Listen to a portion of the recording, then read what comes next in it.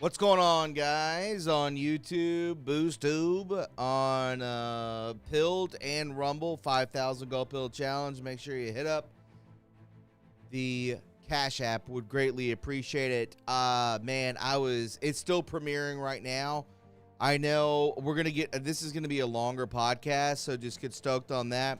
I've been watching Hunter Biden on the Sean Ryan show. I'm still not monetized on YouTube.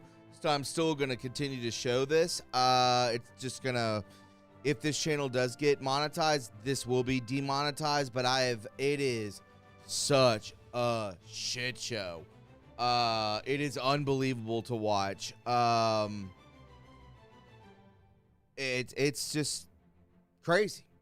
I can't even really put it into words right now. I really kind of have to think hard on it, but, We'll get through it. It's very interesting to watch thus far. He's too much of his father, which is weird to watch. But there's a lot of stuff we're going to be talking about. Nikola Tesla. We're going to be talking about the president of Brown University lying. We're going to be talking about silver. We're going to be talking about fusion. We're going to be talking about a bunch of stuff here today. When I mean fusion, I'm talking about the MIT professor. We're going to be discussing that and what Anons are saying on 8kun. We're going to get into that because they've dropped a lot of information that's out there, which is pretty interesting to look at. And we're going to do that. It's going to be a very interesting show, so I hope you're stoked. I hope you got your soda or your water and your snacks and all that kind of stuff, because it's going to be a good one here today. This is going to be a longer podcast, and we're going to get into it for sure. But before we do so, I just want to say a very big thank you out there to everyone who's listening. Merry Christmas, and let's go ahead and get into Noble Gold. As we wrap up 2025, it's a good time to slow down and reflect on the year. If there's one thing we've all learned, it's that uncertainty isn't temporary. It's the world we live in now. Waiting for things to go back to normal, it isn't a plan, it's a gamble. For over a decade, my friends at Noble Gold Investments have helped Americans protect themselves and the people that they love by diversifying their wealth with gold and silver. Look, no one knows what 2026 will bring. But one thing is for sure, in an uncertain world, real wealth isn't digital, it's physical, it's lasting, and it's yours. So when you're sitting around the table this holiday season surrounded by family members, the best gift that you can give them isn't under the tree, it's peace of mind. And that's what Noble Gold delivers, peace of mind, 1 ounce at a time. Before the year ends, take one smart step toward a safer future. Visit noblegoldinvestments.com and get your free wealth protection kit today. That's noblegoldinvestments.com. Don't leave your future to chance. This holiday season, when you open a qualified account with Noble Gold Investments, you'll receive 10 1-ounce commemorative solid holiday coins, each beautifully designed with a jolly snowman and a warm season's greetings engraving. These limited edition silver coins make thoughtful gifts for friends and family, or a unique addition to your own collection. They're a joyful way to celebrate the season and invest in something real. And we're back. Big shout out there. What's up, AI Artwork? Buck Swain, good to see you, man. James and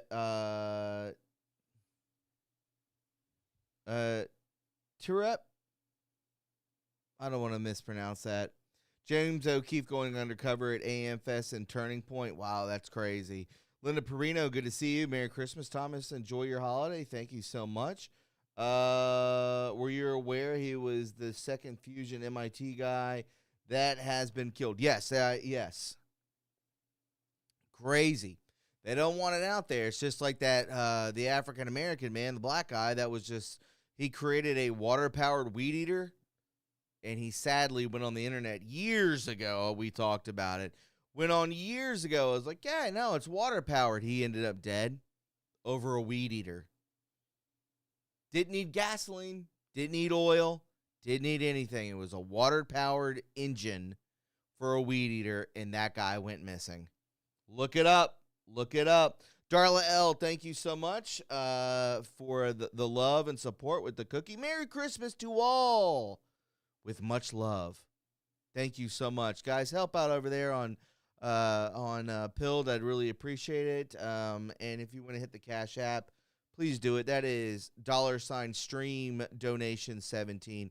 Hit that up. Let's go ahead and get into it. This is where I left off. Perfect point. Hunter Biden on Sean Ryan. It's still premiering right now. But I really, really appreciate this. It's really meaningful. Thank you very much. You're welcome. Yeah. And then the last thing before we get into it, I have a Patreon account. It's a subscription account, and it's turned into one hell of a community. And so what do I offer them the opportunity to ask every single guest a question. And this is from Ian Lane. You've spoken openly about addiction, loss, and recovery while living under intense public scrutiny. How do you reconcile taking personal responsibility for your actions while also resisting being reduced to your worst moments? Yeah. You know, I was talking to some of you guys before we came in here, and one of the things that I think that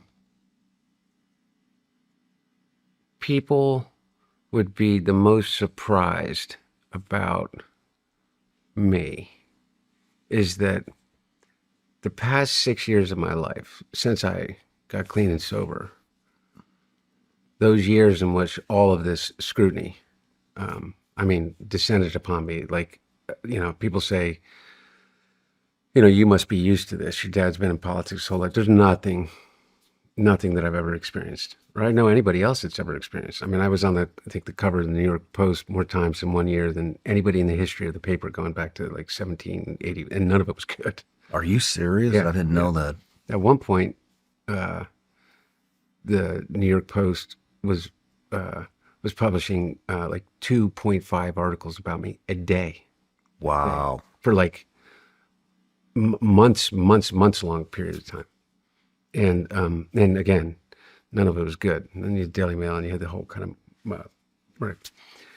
Anyway, my point being is this: is that there's scrutiny, and then there's just like complete and utter, like, living in a glass house naked, in with the lights on 24/7, and that's what it was like. And so it forced me to make a decision, particularly in early recovery, which was this.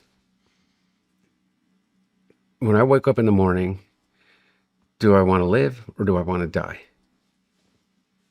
And when you choose to live, it's not that you realize you're making the choice not on your terms, on life's terms. I choose to live on life's terms. Whatever comes my way, is I got to make a choice.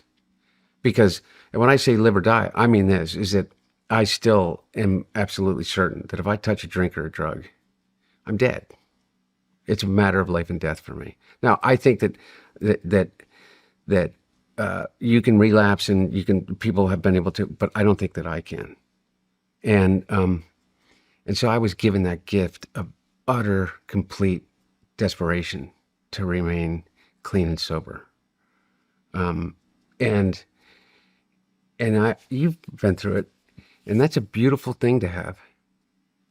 And the other thing that it did for me is it forced me on a daily basis. He's got stroke mouth. To realize how fucking lucky I am. The mannerisms, the I don't know. I mean, I talk about all it the same. in my book, but I was making a decision on a daily basis to kill myself, but it was the coward's way. How would you have done it? Well, drinking and drugging to the degree that I was drinking a handle of vodka a day. Mm-hmm. I mean, which is worse than, the amount of crack that I was smoking. The problem with the crack is the positions that you put you in order to get it. That was the most dangerous part about the crack. The most dangerous part to my physical body was alcohol. by far and away in terms of the way in which it impacts every organ in your body. And it's the only drug that you can die from other than benzos for withdrawing from. And so Yes. that's what I was doing to douche. myself. And when I got, when I accepted the miracle of believing that there's something greater than myself. Brandon said, Brian did. Said, wasn't he doing coke behind Biden back at one of the at the balcony at the White House? Yeah, but he said he's been clean for 6 years. I was like, no way. That's what he said prior to this, what I'm showing you. They could help me get clean and sober. What about that gun charge? I lived says. with that realization That's crazy. at the front of my brain every morning that I woke up, and still do. So, despite the perspective that anyone would have from the outside world, understandably, whether you love me or you hate me,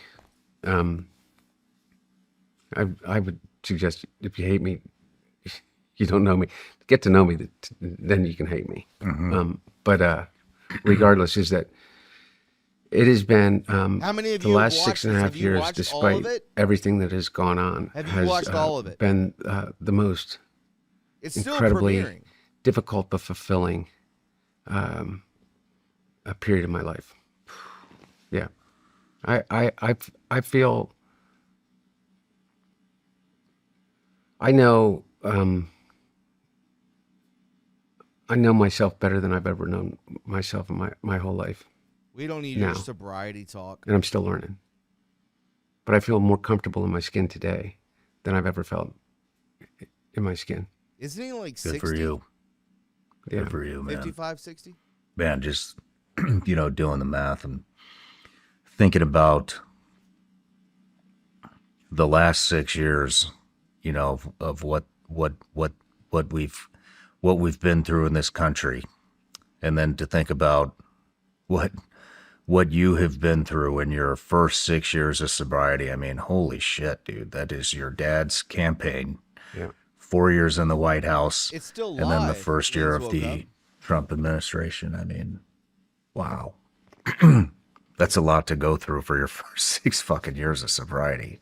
Yeah. Congratulations. I appreciate it, man. I'm really, I have to say, I know that I haven't He's handled it all. 55. That's what I thought.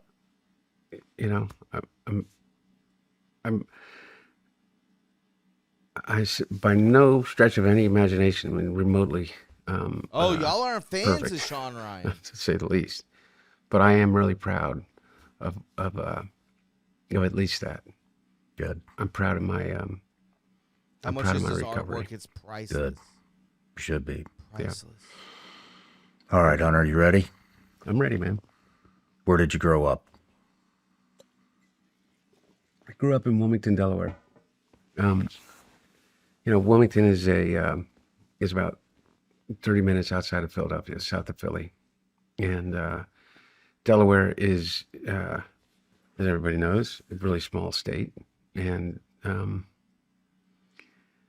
when my dad was 29 years old, he ran against a 3-term incumbent senator, a guy named Caleb Boggs, who then became a friend of my dad's after.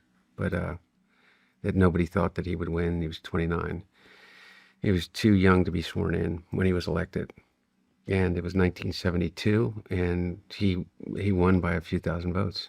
And he became the youngest ever elected member of the United States Senate that wasn't appointed, as they were before like 1935. And despite the fact that my dad was a United States Senator, Delaware's a really small state. And when my mom and my sister were killed in that accident, my brother and I were in the back seat. All comments are welcomed. And it's amazing. I just got a letter from someone It said the woman, and I literally just got it. And when I was on, I just saw it for the first time on the plane. The woman. You see his Israel bracelet right there? That red rope? That's for Israel. Just know it. And I didn't even know this story. Red string. That was on, she was an off-duty nurse. And she drove by the scene in which we got struck by a tractor trailer that was coming down a hill on this like 4-lane road or 2-lane road, and my mom pulled out into the intersection, I guess, and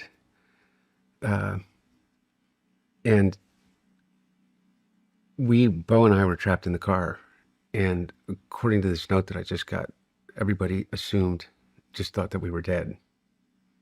And so we were in the car for an extended period of time. And the nurse came onto the scene. She just was passing by. And she's the one that reached in and gave us the first aid to save our lives. Whoa. And I never met her. And you just got a letter from her? Yeah, I just got a letter from one of her family's members saying that she just passed away and that she thought that I would want to know. Isn't that amazing? Wow. Isn't that amazing? Wow. Yeah. It's amazing. And that's literally, I only tell this story because that it was a really, really violent and horrific event. My brother ended up in the hospital. Well, both of us ended up in the hospital for an extended period of time. My biggest issue was I had serious brain trauma, and my brother was basically in a body cast for, in traction for a long time. Shit.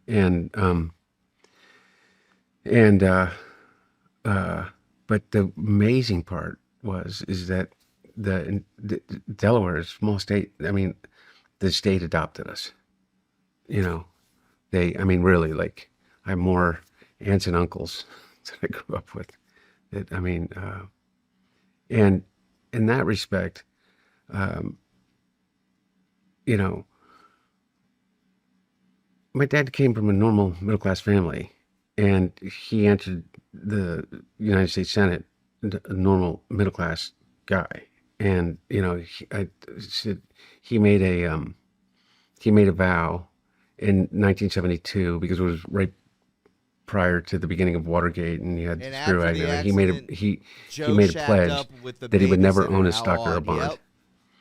And he hasn't, other than through whatever retirement account that he has with the United States government. Wow. And he's just a goddamn mother. Because I have some legal bills that I could use some of the stocks in a bond. But my point is that, despite the fact that my dad was a United States Senator my whole life, Delaware's a really small place. And so, if I got pulled over for speeding, my brother and I on our way to school, it wasn't like, it was like, your dad, Joe's going to kick your asses. You know what I mean? That was kind of the way in which we grew up. Because my dad commuted every day. He decided that my aunt moved into the house, and my uncle built a apartment above a little garage that we had, and he moved in for a period of time. Oh, so humble. And we spent almost every other day, at least, with my grandparents. So we were raised, and then we got remarried when I was 7, and Bo was 8, and so I had a pretty normal life, and out of that tragedy, I kind of gained a whole kind of extended family that maybe I wouldn't have otherwise. It was a beautiful thing. Yeah. Yeah. And my relationship with my brother, I literally, I think one way or another, except when he was in Iraq for a year, I talked to him, my brother, at least once a day. Really? Yeah. And we were spoiled brat elite. Inseparable, and we used to I feel like everything out of his mouth beat the shit out of each other like brothers too. But yeah. It was the closest thing I had in the world. What kind of stuff were you into as a kid? Sports, Sports? Yeah. What kind of sports? Yeah. I played football But when I was much younger, What position? I played everything. But then in high school, football. Yeah. What position? But we did everything. You know what I Name mean? and I mean, we spent. How old are you? 43. Yeah, so I'm 55. So you're the tail end. I mean, you're actually no, you're not. So when someone asks, "What did you play?" and you go, "I played football," the first thing that you would say, especially if you played high school football, you would say, "I played tight end. I played linebacker. I played running back. I played quarterback." That's the first thing out of your mouth. Like you just that's interesting. What position did you play? Tells me that he didn't play. But like we spent our As lives a outside. guy. As a guy. Like from the rule was when the street lights went on. He and means you had to come in. soccer. Yeah. Yeah. And so we just literally, and whether it was summer, winter, it didn't matter. We spent our entire time outside on BMXs and skateboards, and in the pond behind the house, and all we did was shoot BB guns at each other. Nice. So, yeah. What I mean, what's it like growing up in politics and the political Well, that's elite? what I'm trying to say. Is that for us? I didn't grow up in D.C. Yeah. My dad never had it.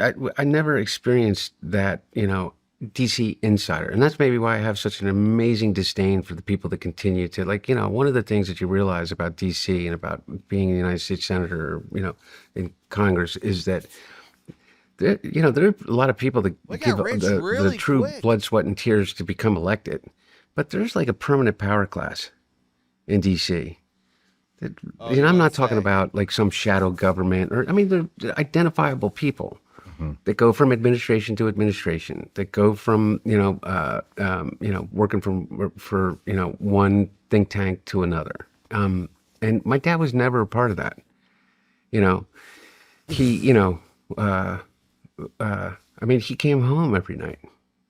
He famously hated to fundraise, and he didn't need to fundraise that much because we come from a state of just under 1 million people, and so in many respects a very, very normal life. I went to a little Quaker school, and then I went to St. Edmund's Academy, and I think I got more demerits than anyone Linda, in the I history, agree with you. according to somebody I just saw in the history of that school. And I went to the Catholic high school that my dad went to, and then I went to Georgetown. His I worked father for was the a Jesuit criminal Volunteer and Corps destroyed his when I got out of son, school. It's like his domestic sons, Peace Corps. and then what he I mean? sold his soul. Yep. But in terms of growing up in politics, the only thing that I can say is that we had an incredible,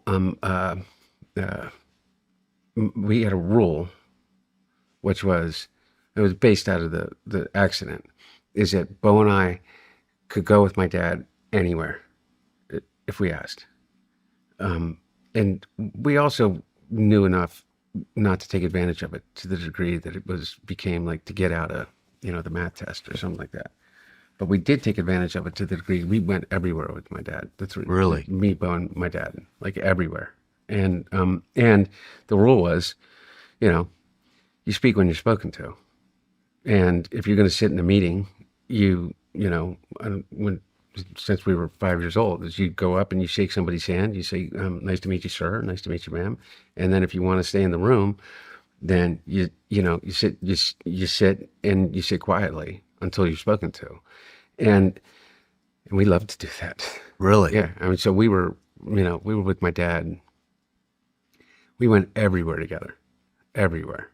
And Joe didn't have to find fundraisers and what a that much gift, because he was being paid otherwise. like, Facts. And so we would go get on a train with him. He would come home and we'd go and sit in the cloakroom while he would go out and on the Senate floor. Wow. But then we would leave. So unlike other United States senators and their families or Congress people that move their families to D.C. and get a house in Georgetown and go to St. Albans and go to all the same restaurants. Bo and I we're a little shadow of a United States senator, but then we get back. And I won't say this, that this guy's not been through trauma. For the love of God, imagine Imagine being part of this family. I understand. Yes, he can be a liar. Yes, he is just like insufferable. But in the long scheme of things, I mean, this guy, I don't know what he's about to be asked. And we may find some stuff out. Now I went out onto Telegram. I went out to try and find clips of this. No one's putting clips out right now, so we're watching this in real time.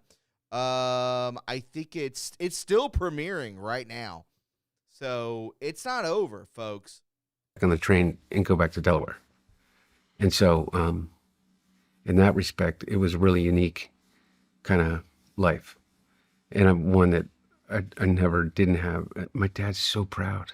So you were like really close with your dad. Oh, he was so proud. The thing he loved to do more than anything is take showers. He would literally, we would be walking in the Senate, and he would run into some tourists from 100%. He was a victim. 100%. Jiminy. I mean, like it didn't matter what smokes state. Crack.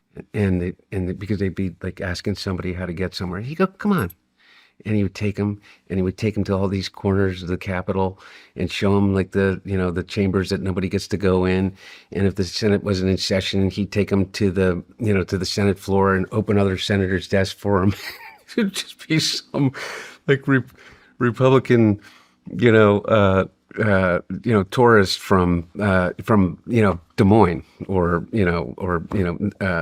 Omaha. I mean, literally. And I love that with my dad. He just so proud. He knew every story of every great person that had come before him, and I got to sit,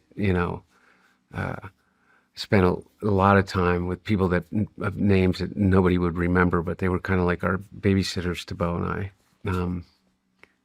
and people that would kind of be shocked in terms of the politics. Almost all of them. Not all of them, but a great deal of them Republicans, very conservative Republicans. I mean, I suggest if you want to read something about the way in which my dad served as a United States Senator, go read his eulogy for Strom Thurmond. Okay. And for whoever listening to this, Strom Thurmond, started the Dixiecrat Party because he broke from the Democratic Party based upon their position on civil rights and on the Voting Rights Act. And over a very, very long period of time, Strom Thurmond very much changed. But he led a career that was incredibly divisive as it relates.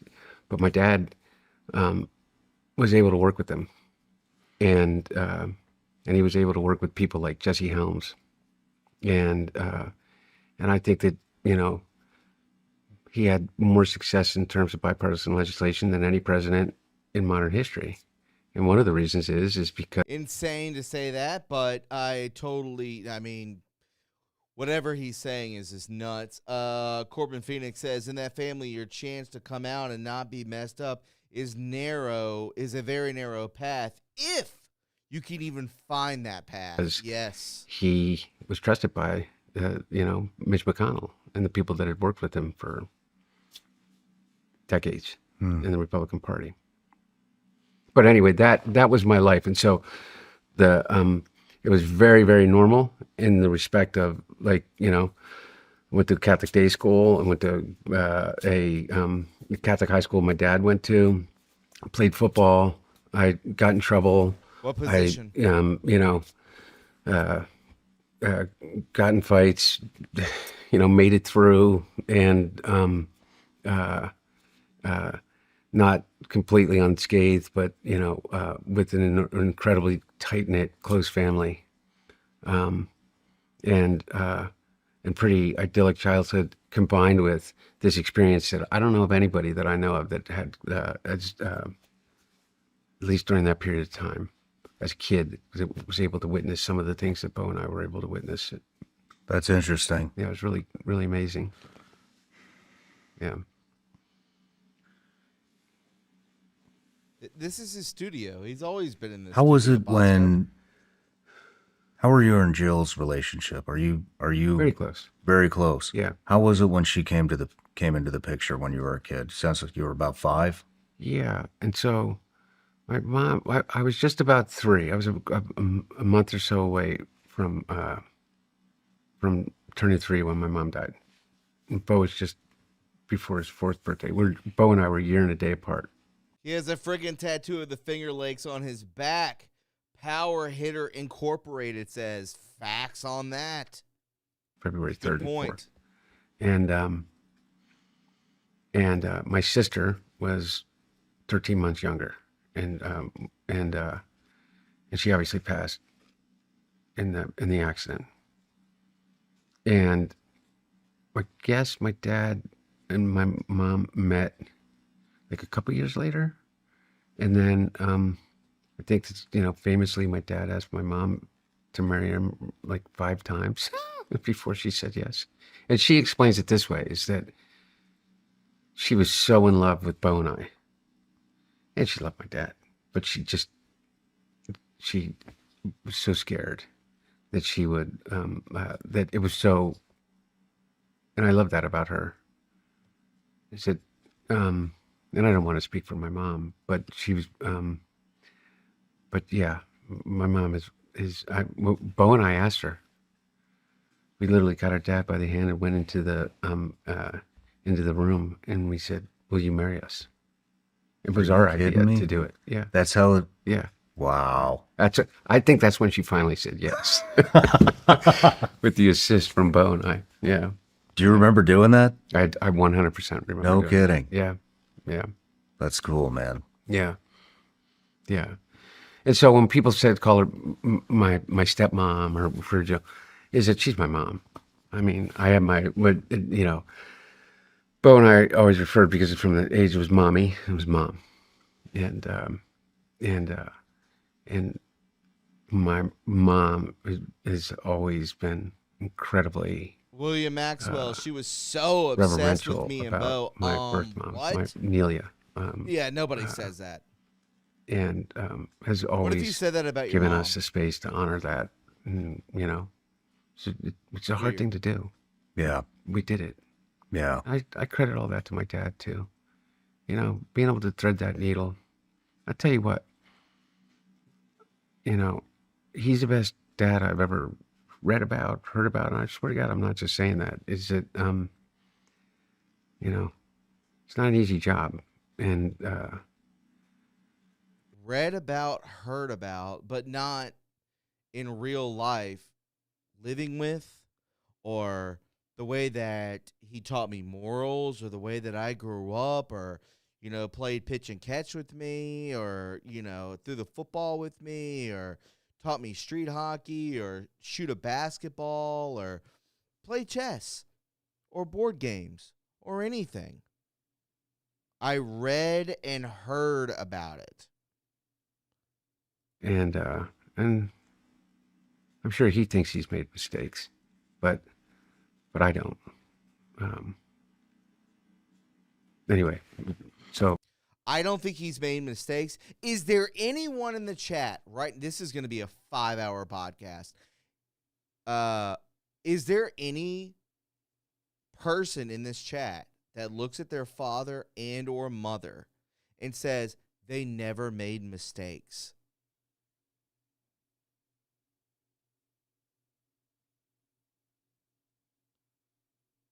Think about that. Just think about it. Have you ever said that in your life?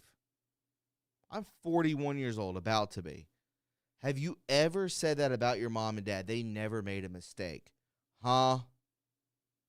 yeah, that was kind of what it was like growing up. So I got no excuses, Sean. Right. I gotcha. So all my fuck ups are my own. Yeah, that's what I've come to the determination of. Nah, Hey, that's sobriety That's a talk. good way to be, right? Yeah, man. Extreme ownership. Well, that was one of the questions, is I think you said, is the accountability piece of it. Yeah. And I'll tell you what,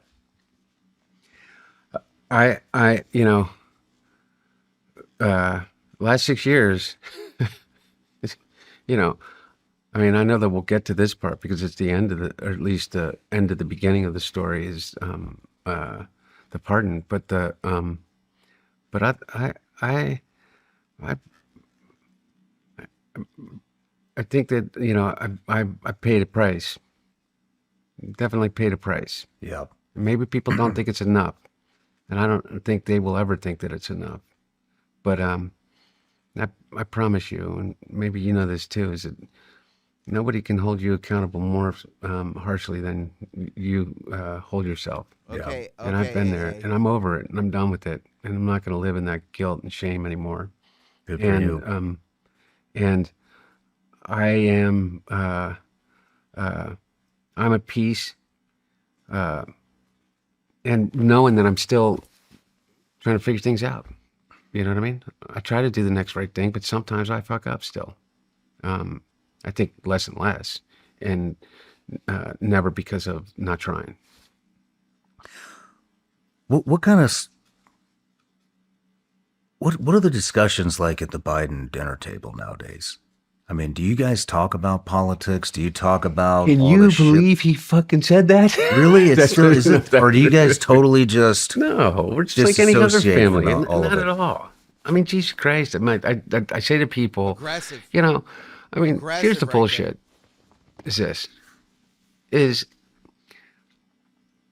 And I know maybe we'll get to this at some point, but I don't want to. But I don't want to spend time on it because, like, in defense, my dad got old.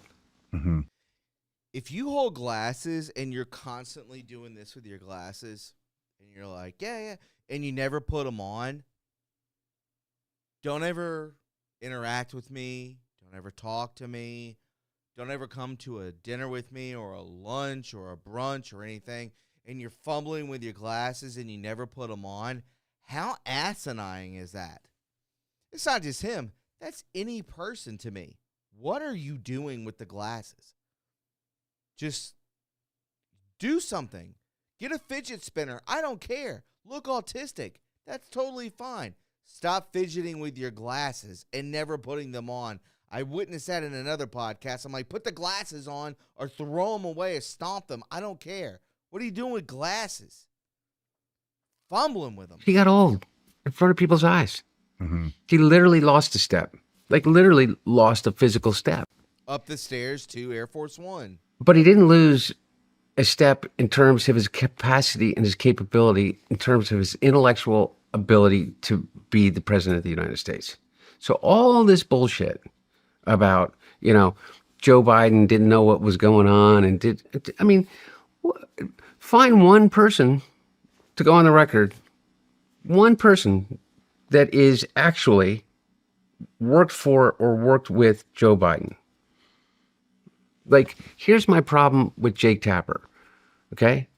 Who wrote a book, the other guy wrote the book and Jake Tapper slapped his name on it, but wrote a book without one single on-the-record source to say that it was a kind of open secret that Joe Biden was mentally incapacitated.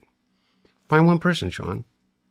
It doesn't matter because we all witnessed it. And you're right. Kennard2543 on YouTube. Drug addicts want you to feel sorry for them. But there's 35, 40 minutes before what I, put on to screen when I hit play that it is total victim mentality for sure. He was a victim of parents that were hobnobbing and too busy to make sure their kids were actually okay. That's what power and greed does to people. They all have dirt on the people close to them. That's how you control everything. Nobody that comes close would even risk it. I understand. Brian did. He's talking more bullshit that comes out of his arse in a year. It's crazy. And that's the thing. But what you did see is this. You saw someone become physically less robust and more frail. You saw him, the way that he walked in his shortened gait. You saw his movements become stiffer. 500 you times. saw a slower speech, and that's called getting old. And it happened, and I don't know if you have parents, but I was shocked by it. I mean, I don't know. This is one of those other things where I think people just need to use their common sense. Mm-hmm. It's not like it's unique. Now, here's the thing. Does that mean that he should have stepped aside, shouldn't have stepped aside? The debate was like it blew up the whole thing. It blah blah blah blah blah blah, all of that stuff. But the fact of the matter is, He wasn't that fit for president. I'm sitting here having this discussion about, He wasn't fit for president, and he stole my dad allegedly. I mean, are you kidding me? I mean, I've watched the president, current president. I mean, I've literally watched him. We all have. Listen, I'm going through this right now with my father with dementia. Full on dementia. If my father grew up in the Senate, I think it's all bullcrap, to be honest. Becoming president, all that kind of stuff, I think it's just garbage. And if you are unfit to make decisions, you do not need to be a part of this country in making decisions, military decisions, pulling out of Afghanistan, crazy things. My father right now is still in the hospital. He's come in, come out. He can't even be home for more than 12 hours. Back into the hospital. I'm still doing the show. Probably says less for me, but I've gone down there and visited. I have helped out multiple times. And there's no change. There's no change at all. Would I even ask him to, would you mind setting up my car payment bill? He wouldn't even know what to do. Could you even write a check to the bank to pay your electric bill? Couldn't even do it. He's also 81. This person was not running a household. Joe Biden was running the country, but not necessarily. He was the face of an auto pen of a different past administration, yes. But in no way, shape, or form was he running this country. In fact, digging the grave of this country. And I think we can agree on all of that. And I'm witnessing it every single day. And it sucks. It's terrible. I hope none of your family members or anything like that, your uncles, your aunts, brothers, sisters, that the older group, ever have to deal with dementia. Because it is one of the worst things ever that I've ever had to deal with. Fall asleep in a press conference that is his in the Oval Office multiple times now.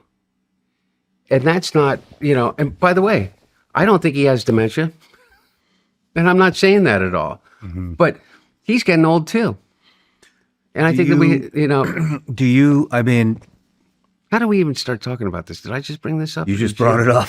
So fuck. I actually wasn't planning on talking about gotcha. this. But I knew he would. But I will say that, and yeah. I just, Hunter, I want to be able to speak without offending you, and so I'm going to be blunt. But, I have seen your dad on air fumble his words and seemingly forget what he's talking about. But I don't think that is, I'm not attacking your dad. I'm not. Yeah. I think there are a lot of people that have spent way too many years in politics. Yeah. I think Mitch McConnell is one of those people. Yeah. I mean, when you watch Mitch over the past year or two, there's been several examples where he totally blanks out completely. That's a very different thing, Sean. And blanks out. By the way, yeah, no, and I think there are a lot of people in government right now, president included, who are too fucking old to be there. But so you come from it, and the reason that I'm sitting here is I've heard you say that, and you don't come from it with a cruelty, or a bullshit, or having to make things up, or to say you personally know. Like I've seen some of you guys sit here and say like, oh yeah, everybody knew that he had X, Y, or Z. And it makes you so angry as a son. But I've never heard you say that before. And I can say to you is that I totally, completely can appreciate the position that you have about that. Now, I can go through a series of rationales for why my dad decided to run for a second term. Okay? Number one, he's the only guy that was able to beat Donald Trump. And this is what people, I think, that I sit and I listen to these,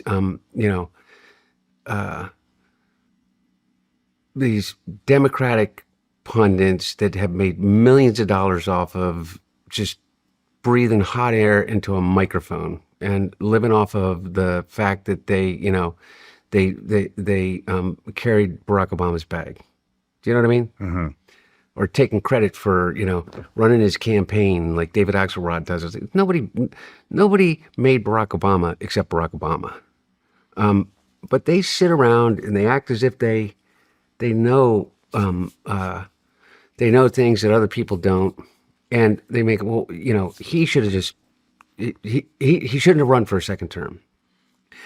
When they know better about the reality of the politics of the presidency, which is this, is that Joe Biden got 81 million votes. He got more votes than anyone that has ever run for president of the United States by 7 million votes, more than anyone that's ever run. He had a higher voter participation rate than any time since 1900. Okay?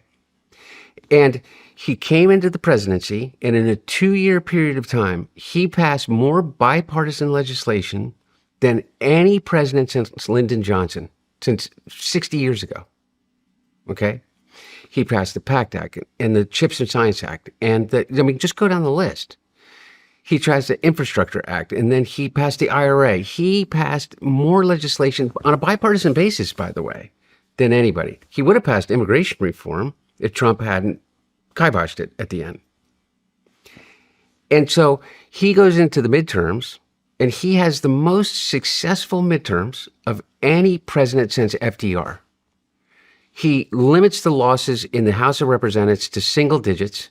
He gains a seat in the United States Senate, which hasn't happened since 1932, and he picked up more governorships in state houses than any president since FDR, since 1932 also, who worked with supermajorities.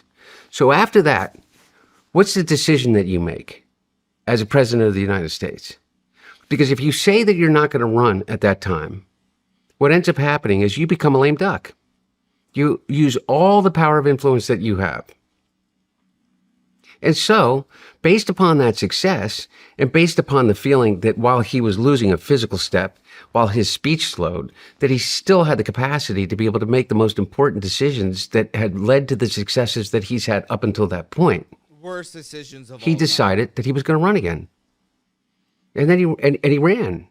And then what happened is every little thing, every time he went up the steps of Air Force One, and if he used the short steps instead of the long steps, and if he stumbled when he was walking to the podium, and if he tripped over a word of a president that he was talking about he's talking about India and not Iraq, and every single thing became a New York Times level 2-page expose. Mm-hmm. The New York Times wrote over 120 separate pieces on Joe Biden's age in a 11-month period of time. Fox News didn't stop talking about it. And so here you are, you can't run away from the impression, and then comes the debate. And that was a complete and utter disaster. And he recovered in the debate. If you go back and watch the debate, he recovered in the debate and was able to, get through the debate. Yes. But it reinforced every preconceived notion that people had, whether you loved him or hated him. So then he's got to make a decision about whether or not he's going to stay in the race.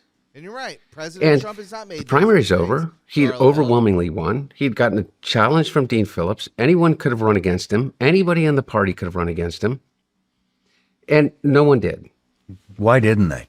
Because he had the most successful presidency of any Democrat or any president in his 2 years, in the 3 years that he was there, regardless of whether you think so or not, in terms of whether the affordability or whether he'd gotten inflation down enough for anybody, but just in terms of the brass tacks. I mean, look at what he did as it relates to NATO. He was able to negotiate you may disagree with us strengthening NATO, but he was able to bring Sweden and Finland into NATO, the first separate new members of NATO since the pact was created in 1948. I mean, whatever your position on the things that he did them exceedingly well and accomplished them. And he had mistakes like every other president has had. Some that I may disagree with, but absolutely 100% had some real failures also. What do you think some of those failures were? I think one of the failures was the way in which they executed the withdrawal from Afghanistan. I think it was an obvious fucking failure. I think 13 Marines are dead. Okay. I think that there was a better way to do it. And I think that, I can blame it on his generals. I can blame it on the people, the way in which we did it. But my dad always knew this also, is that the buck stops with him. I think that was a failure. I don't think leaving Afghanistan. Yes. I think leaving Afghanistan was the right thing to do. I think that in terms of the 20 years of blood that your brothers gave for an endless war in $8 trillion, is that there is a never-ending lust to continue to sell material and our blood, sweat, and money to a country that has never been anything but a killing ground for empires. Mm-hmm. So, regardless of whether you believe that or not, the execution of the withdrawal resulted, I think, in and by the way, you can blame part of it on Trump and that he let all those people out of the prison and Taliban. But you know what? But it stops with the president, and that's what he said. That was a mistake. Well, how does he feel about that now? Same way that I do. Is that those lives literally are, I mean, I don't think that there's anything that is more, and I don't want to speak for my dad, mm-hmm. but I know my dad. It's an interview. It's crushed by that. Crushed by it. Just absolutely crushed. I don't think he's crushed. He's sitting on the beach. I don't expect. I don't like. When did we lose the idea that would be a surprise to anybody? Like, for instance, I disagree with George Bush on a lot of shit when he was president. But I never, ever, ever questioned whether or not he was a patriot. Or by the way, and I guess I wasn't. Patriot. What does that even mean? Is that you love this country? Is that if he could, he would do anything that he could to protect people that we send to serve in harm's way. Did this for our just say, for our what freedom? Is a patriot? I just believe that, and doesn't make it any easier for the people that have lost people, for the families that have lost people, for the brothers or sisters or dad. I mean, shit. I don't know for certain that my brother's brain cancer was the direct result of the burn pits that he lived by for a year in Iraq when he was there. But I bet you had something to do with it. Well, I bet it had something to do with it. That's not like being shot, and I'm positive it had something to do with it. But I mean, like, I don't want to, like, the point being is, I don't want to get sued. I don't know. I think that there's a lot of things that you can't imagine. The kinds of decisions that you have to make as a president, and that if you have a heart and you care, is just must be What do you guys so think on Rumble? overwhelmingly beyond comprehension YouTube. difficult. This guy's straight trauma based. I cannot fucking stand the way the Afghan withdrawal happened. Yeah. It I don't even want to talk about it because it's going to get me into a really dark place. Yeah. But I will say that And that's you due know, to your when you have to father, make a Hunter. decision on when you have to make a decision, and whatever decision you're going to make, people are going to die. Yeah. Because of the decision that you made. Yeah. That would be a really fucking tough call. Yeah. So I will give him that. Yeah. But the way that went down is I don't disagree with you, Sean, and I don't think that. And I'm not going to speak for my dad, but I would say this is that I hear AI artwork. your anger. Understand, he's a lawyer. He was, and I'm not here to disbarred, tell you that you but he shouldn't is a be angry. lawyer. You know, and one of the things is this: is that I don't think that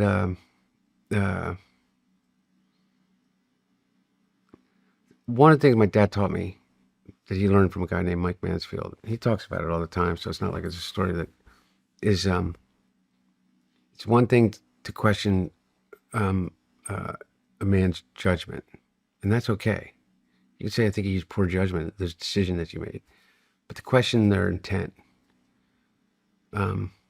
question their whether or not they came to the job of whatever they're doing out of some, mal intent, or because they're just bad people, is you never get anywhere. But you can question their judgment, question their judgment, whether they made the right judgment or whether they were convinced by other people, or maybe there's, whatever the circumstance. And I don't know, but I hear your anger about that. And I don't have any response to it other than the fact that I know that my dad came to it from a position of that 20 years was enough. And it was not in the interest of anyone in the United States, particularly those that serving, to continue to churn people through at the 1% that have decided that they are going to be a part of protecting this country by holding a gun and climbing into helicopters and putting themselves in harm's way.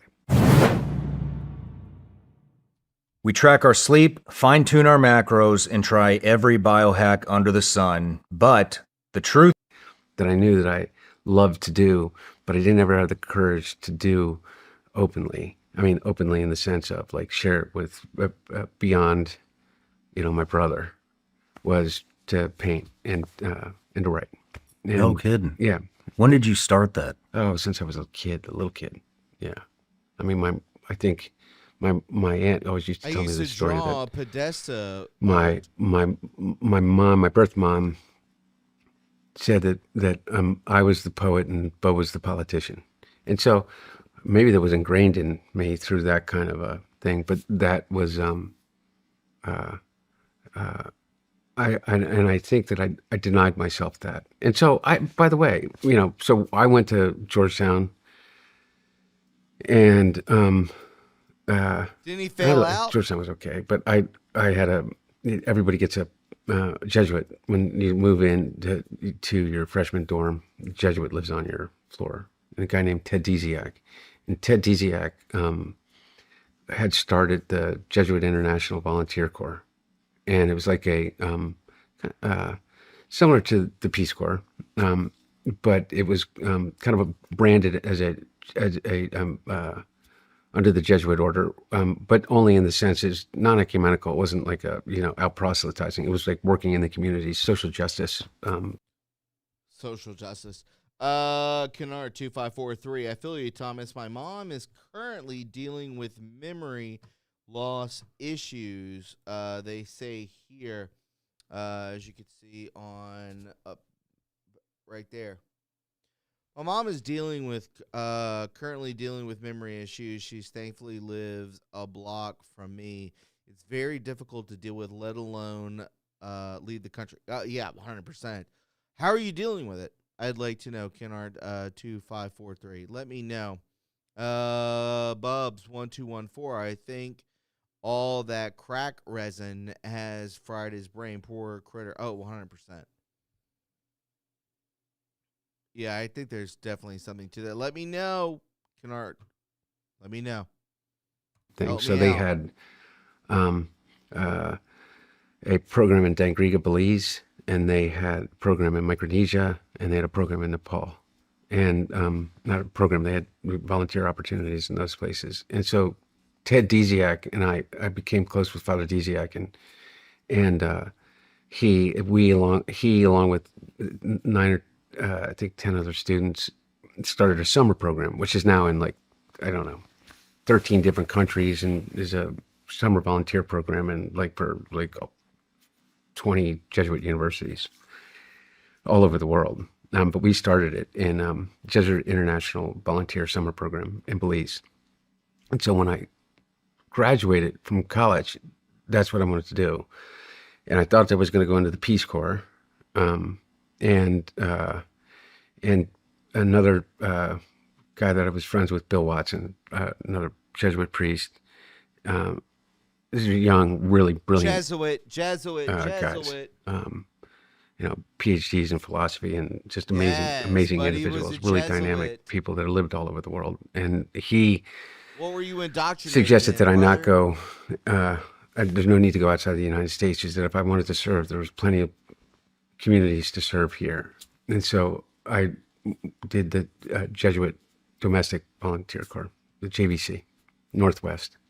I ended up What's I up, was supposed to go to an Quilton Indian on? reservation in eastern Washington State, and I ended up going to Portland, Oregon, and ran an emergency services center for people that basically families that didn't have enough money to like turn on Who their paid for that? utilities, to Oh, turn on the wow. lights or Who the paid for gas that? or people with small or groceries. And I was I sat in the basement of a St. Vincent de Paul church in off Martin Luther King Avenue in Northwest Portland, Oh, gotta make it and black. people would come in, and I'd figure out how to get them groceries or go advocate for them to get Yeah, I'm their sure you did. their utilities turned back on, or make sure their kids could get to somewhere with heat until we figured it out. And then I did that for a year, and that's where I met You had my people first do wife, and that. You didn't we had do that. Naomi That's a big shortly difference. after that. How'd you meet her? Yeah, she was also a volunteer. You could say all these things and you can do all these things, but if you have enough money and you have your people do these things and then reap the benefits, you're not doing it. They're doing that. They're the one handing out soup. They're the one giving out clothing. They're the ones that are giving out tents or shelters or whatever it may be. You're not doing it. I would do it for an hour. Okay. My God. She was in there. Yeah, and uh, and uh, and then Naomi, and then I kind of realized that we're about to have a baby, and $80 a month wasn't gonna cut it. That's what you made as a volunteer. Now you got to live rent free in a house with other volunteers, but you got $80 a month, and everybody pulled their money for groceries, and even in 1992, $80 a month was pretty Pretty rough, huh? pretty rough. But it was amazing. It was an amazing experience, and but then I went to I decided I need to to go back to school, and so I went to I applied to two places. My brother was at Syracuse, and I applied to Syracuse because they had a famous a program for writing program at Syracuse. And two schools. One was University program and Syracuse's program, and so I got into that writing program. And but then I also got into Georgetown Law School and Duke, and I didn't know how I would be able to raise a. If you met this person in real life, if you met this person at a restaurant or at a bar and you're watching the World Series, you're watching the Masters, you're watching the Stanley Cup, you're watching NFL playoffs, would you think that this person went to Duke? Would you, honest to God, even believe that? Or were they put in there because of their allegiance to a university or their hierarchy placed into a position where they can excel and get a good job? Would you honestly believe, not even a 55-year-old Hunter Biden, but a 19, 20-year-old Hunter Biden, wouldn't you even believe that? No. I have a baby. I was 23. I thought I got to be near family. Man. And so we went to DC, and I went to law school, and then I transferred because I didn't get into Yale when I first applied. But the dean had told me that if I do really well in my first year, I would make it to I could apply to transfer. And so like I got in. I was one of 10 people, I don't know, like 5,000 that applied to transfer, but I did really well. And I had Naomi on the day of my last exam on December 21st, my civil procedure exam, and Professor Abernathy let me out of the exam to go have the baby. No kidding. Yeah, and I took it after Christmas. Right on. But I did well, and then I went to Yale, and we lived in a basement apartment on Court Street, and I think we're the only More I'm the humbleness. only person that got to cut the line at Sally's Pizza, because Flo was the famous Flo who sat at this famous pizza place in New Haven, his best pizza in the world. Okay, that's the first truth I've heard. Sally's Pizza, one of the greatest pizzas of all time, New Haven, Connecticut. I mean, I look like a kid. I mean, when I was 23 years old, walking around with Naomi, I mean, I went everywhere with her. And yeah, I mean, I looked like I was 16. People used to stop us all the time and go, "Now, when you get home, tell your parents that your little sister Damn. needs to, do this, that, or the other thing." And How old is she now? She's 31, and she just had my, not just 10 months ago, 11 months ago, she had Willie, my grandson. Congratulations. Yeah, man. How is it being a granddad? It's the best. It's incredible. Yeah. It's and she's the best. I mean, she's an incredibly accomplished woman. Her husband is I love a lot, and he's a public defender. He served in he was an active duty JAG officer for about 2 years when he got out of law school. Right And on. is in the reserves now, and he's now a public defender, and in LA, and Naomi's a 5th-year associate in a big law firm. Yeah. Where do we go? Where do we go from here? Well, after that, I had a decision to make, and I had a lot of debt, and so I had my law school debt, and I had my college debt. And so, and at the time, I remember it was like $140,000, between law school and Georgetown, because I'd taken out loans to go for both. My dad couldn't afford it. I remember my dad gave me for my first semester, he gave me the check. It was $7,500 for my first semester at Georgetown. And he said, this was more money than I think, than my entire, college and law school combined. And it was $7,500. And you think about it today, and that was my dad. My dad had to, in order for us to do that, I remember distinctly, he bought an old property in Wilmington, in this little part of Wilmington called Greenville. and this old beat up house, a beautiful house, but he bought it for like $100,000, but it had like 5 acres. And so like he sold off pieces of property Thank you, Hogleg. I'll to get to the pay love for, here in support. my first year of college. But then we took out loans. Again, anybody that wants to drop an EMP, free T-shirt, and I'll send it to you. I'll pay shipping and everything. Just email me your address and everything like that. TRU REPORTIng 1985 at Gmail. I will send you a T-shirt with an EMP drop. And so then I was married, and then I had law school loans. And the only way I was living off of was the money I would make as a summer associate. So when I was getting out of law school, what I thought I would do is to spend a few years and do what a lot of people that I was working with then is, instead of going to public service directly, is go work in the banking world. And I was going to go work, I got to offer some Goldman Sachs and a bunch of other, and I couldn't see how I'd live in New York City with a baby. Just didn't, and I met somebody in Delaware that was running a big bank there, and they convinced me to go work in Delaware. That side shot is Joe Biden. And then I went to work for That side shot is a Joe bank in Biden. Delaware, and I was in their executive management program. And after about 2 years of it, I was like, I couldn't do it. And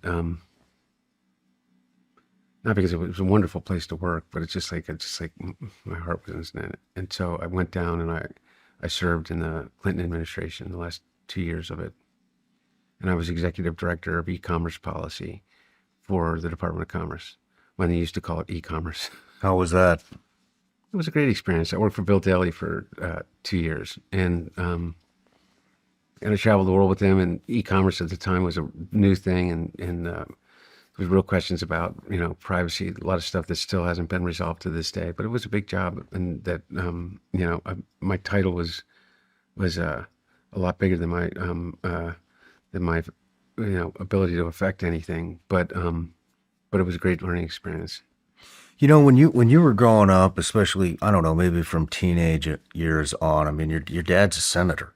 Yeah. And I would imagine that a lot of people would try to use your dad's kids to get to him. For example, the bank that you worked at, I know I have that they were a major donor to your dad's campaigns. Mm-hmm. I mean, would they ever? What type of people would try to use you to get to your dad? How would they do it? I mean, that's the thing, is that the reality is this, is that you come to the understanding that I don't really think that there's an industry, or a profession that a United States senator doesn't have some influence over. Mm-hmm. And so, the question is whether or not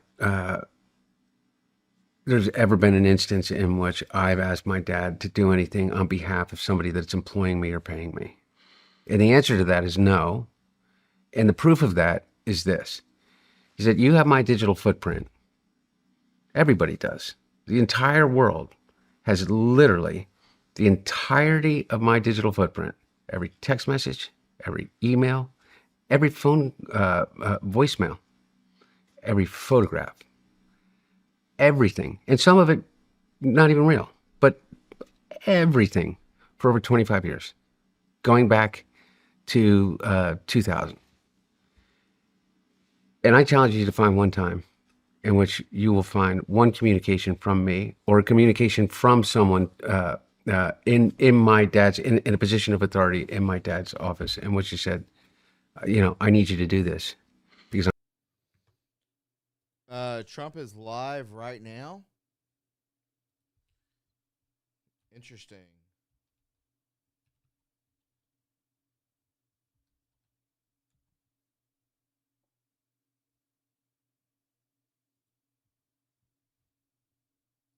Plus vessels will be the flagships of the American naval fleet, and there has never been anything built like them. And I just want to be very clear that we're building them here. We're working with others. but we're building them here. We have great Navy yards. We'll be negotiating with some of the companies that are running those yards, taking over the yards. We used to build a ship a day during World War II. Now we don't do ships very much anymore. We do military ships, we do submarines. By the way, we're 15 to 20 years advanced in our submarines over anybody else. That was one of the things that I did in my first term. We make the best submarines by far in the world. We're at least 15 years advanced ahead of anybody else in submarine development. Most powerful, that's right, the most powerful weapon anywhere in the world, undetectable. So the battleships are going to be armed just in terms of guns and missiles at the highest level. They'll also have hypersonic weapons, many hypersonic weapons, state-of-the-art electric rail guns, and even the high-powered lasers that you've been starting to read about. We have lasers where you aim the laser at a target, it just wipes it out. We're going to have, there'll be the most sophisticated lasers in the world, and the most sophisticated laser in the world will be on the battleships that we're building. They'll also carry the nuclear arms, sea-launched cruise missiles currently under development, which will be instituted pretty quickly, but they're under development, and they've proven to be extremely lethal. Nuclear the US missiles? Navy will lead the design of these ships along with me, because I'm a very aesthetic person, alongside our partners in American industry, and we're going to have Pete Hegseth and Marco and a lot of very talented people involved, but a lot of it's already been done. We've been doing this for months. The construction will create thousands of American jobs. We're going to have the jobs be created. I mean, already we have factories being built unrelated to this, although AI will be a big factor when it comes to these ships. They'll be very AI controlled. Today's announcement is yet another step in our mission to make the United States Navy stronger than ever before. Again, when you talk about 100 times the power of these massive ships that we had years ago, it's pretty amazing. And next week, I'm going to meet with the defense prime contractors. I'm going to meet with them here, Florida. And we're going to be talking about production schedules because they're too slow. We have many countries, allies, that are wanting to buy. We make the greatest equipment in the world, by far. Nobody's even close, but they don't produce them fast enough. So we're going to be meeting with them to talk about the production schedules. We're going to have strong production schedules. And the only way they're going to be able to do that is to build new plants. Even with the F-35, we have many people want the F-35 fighter jet, and it takes too long to deliver them to allies or to ourselves.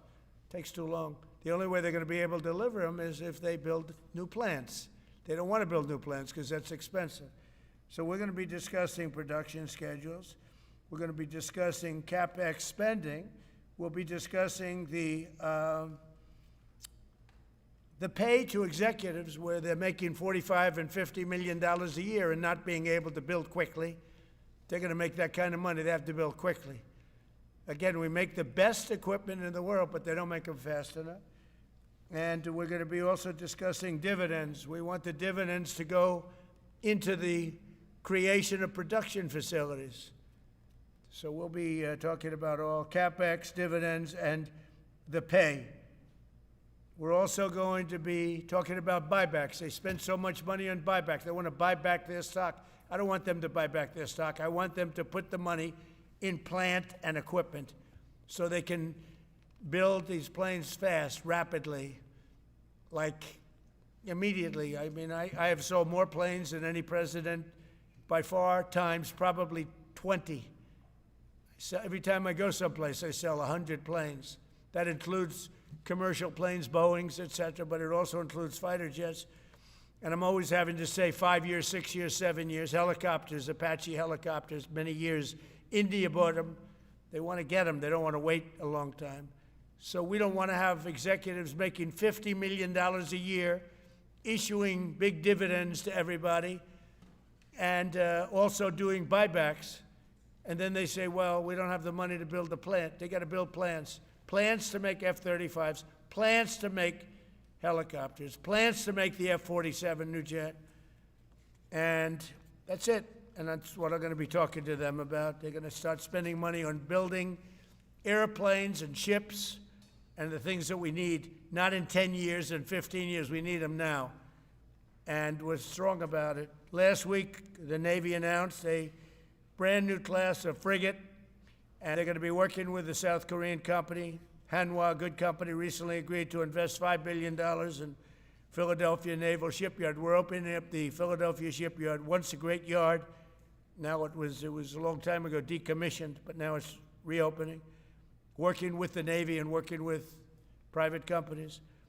The record-setting defense bill I signed last week authorized $26 billion to build new ships, including destroyers and various others. We already have a lot of submarines, as you know, under construction. We're building a lot of submarines. I tell you, to be exact, we have right now Submarines.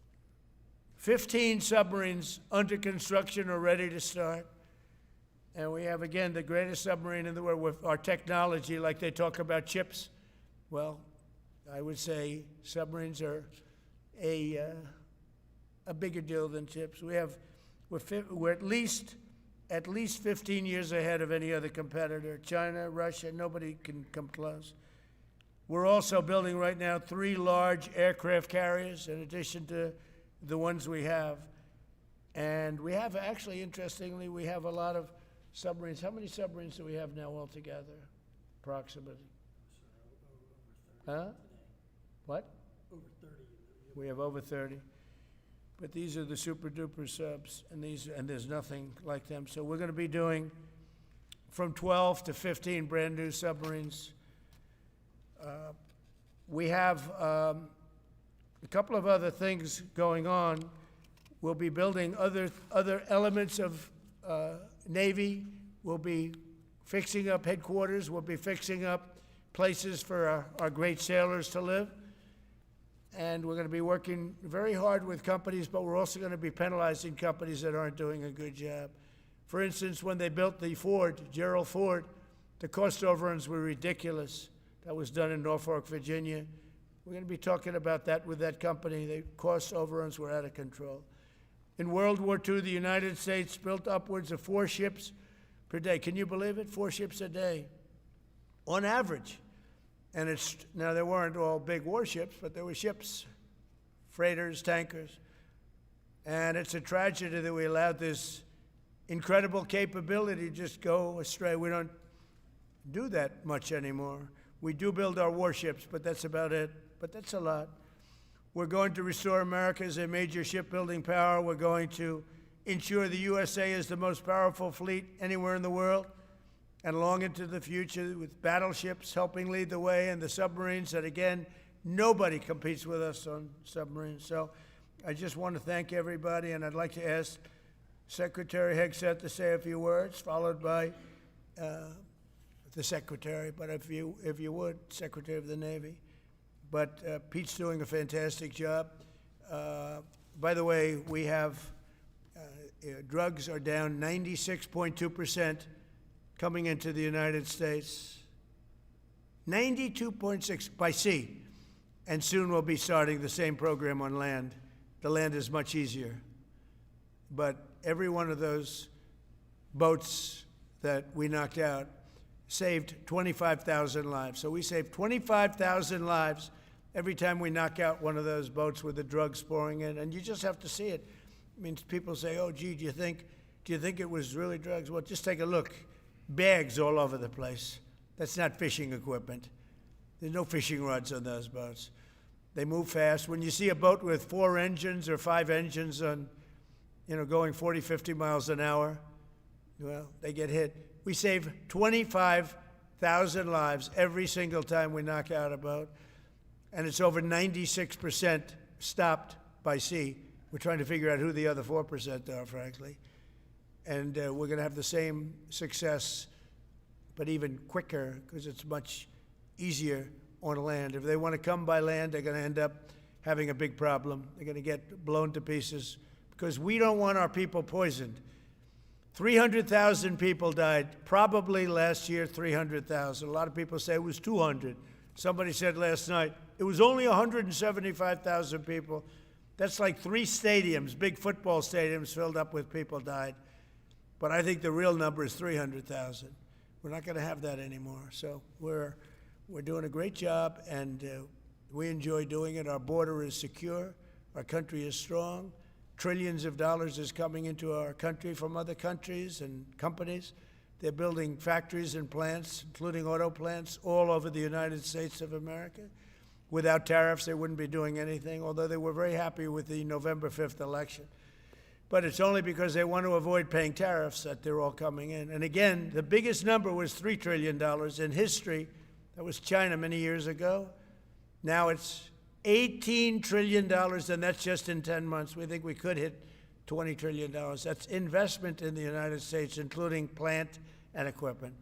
So thank you very much, and I'll ask Pete to say a few words, and then John. And if you have any questions, we'll take them. Thank you. What are you going to say? Well, Mr. President, you're exactly right. There are no fishing poles, no fishermen, and no fishing boats, just drug dealers and narco-terrorists. And with every strike, we're saving American lives. No other president was willing to do real deterrence. That's exactly what's happening. It's an honor to be here, Mr. President, Mr. Secretary, Secretary Rubio, to talk about what peace through strength really looks like. You can talk about it, or you can invest in it, and you can build it. And that's exactly what President Trump is doing. At the Department of War, we're restoring the warrior ethos. In fact, the President mentioned the NDAA. We put into law merit-based. We put into law getting rid of DEI and political correctness. That's now part of how our military operates, and you've seen it in record recruiting in the spirit of the Department of War. We're rebuilding the military. President Trump did it once. He's doing again with historic investments today in shipbuilding. And we're reestablishing deterrence, whether that's at the border, whether it's through Golden Dome, what happened with Midnight Hammer and what Iran found out, those drug boats, and of course the Houthis opening up the shipping lanes. American strength is back on the world stage. And the announcement of the Golden Fleet, anchored by new battleships, the biggest and most lethal ever, accomplishes all 3 of those things and marks a generational commitment to American sea power. Across the entire department, we are developing new operational concepts, deploying cutting-edge technologies, and making major investments, including in our Navy. This is happening in all domains, including space, as the President has talked about before anyone else. So it's the highest of domains and the lowest of domains under sea, and especially today in sea power, that always has to be decisive, has been in the history of America, and will continue to be under the leadership of President Trump. We will make sure that anything that flows from our country and with our allies flows freely and uncontested.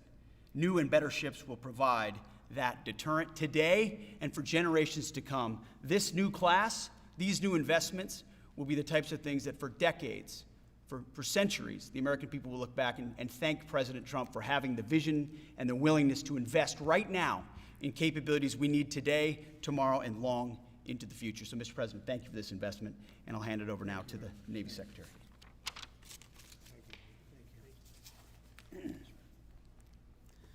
Mr. President, Secretary Hegseth, Secretary Rubio, thank you for being here on a very consequential day.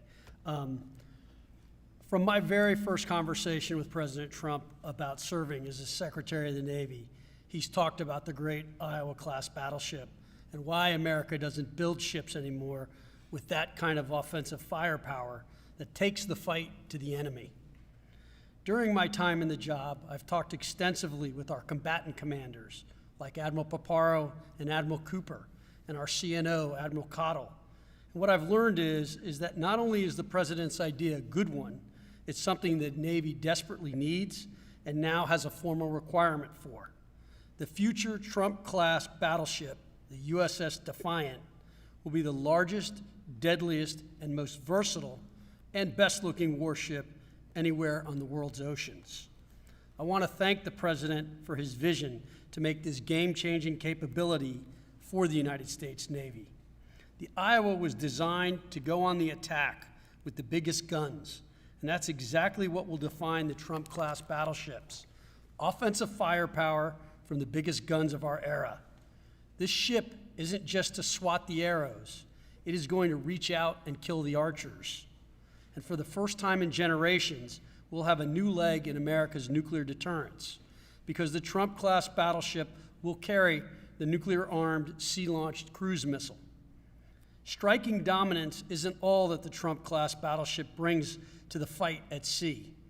It has the size and capacity to serve as a flagship for our fleet commanders so that they can command and control naval forces far out to sea. As shown in the series, and the President mentioned it, Victory at Sea, Admirals Bull Halsey and Raymond Spruance commanded the war in the Pacific from their battleship flagships during World War II. Now this new battleship will command everything from warships to drones and everything in between. We're going to make battle groups great again. And this is just one piece of the President's golden fleet that we're going to build with the investments he talked about. A new frigate, the right frigate, the one our warfighters have told us they need. More amphibious power for our Marines with new capabilities like the medium landing ship. As part of the Navy's high-low mix, we're moving out aggressively on unmanned vessels with funding from the President's One Big Beautiful Bill to bring options to the fight and pull new, non-traditional defense partners into the American shipbuilding ecosystem. And we're making a generational investment in support ships. Logistics wins wars, and that kind of shipbuilding is the spark that will ignite the industrial base and help power the commercial shipbuilding that the President has called for. Under your leadership, Mr. President, we will have more tonnage and firepower under construction than ever before in our history. Building the President's Golden Fleet means jobs across the United States now. There'll be work for shipyards everywhere, from Philadelphia to San Diego, from Maine to Mississippi, from the Great Lakes to the Gulf Coast, and for manufacturers that will build components for this battleship in every state. The President has been clear. We must bring back our American maritime industrial might.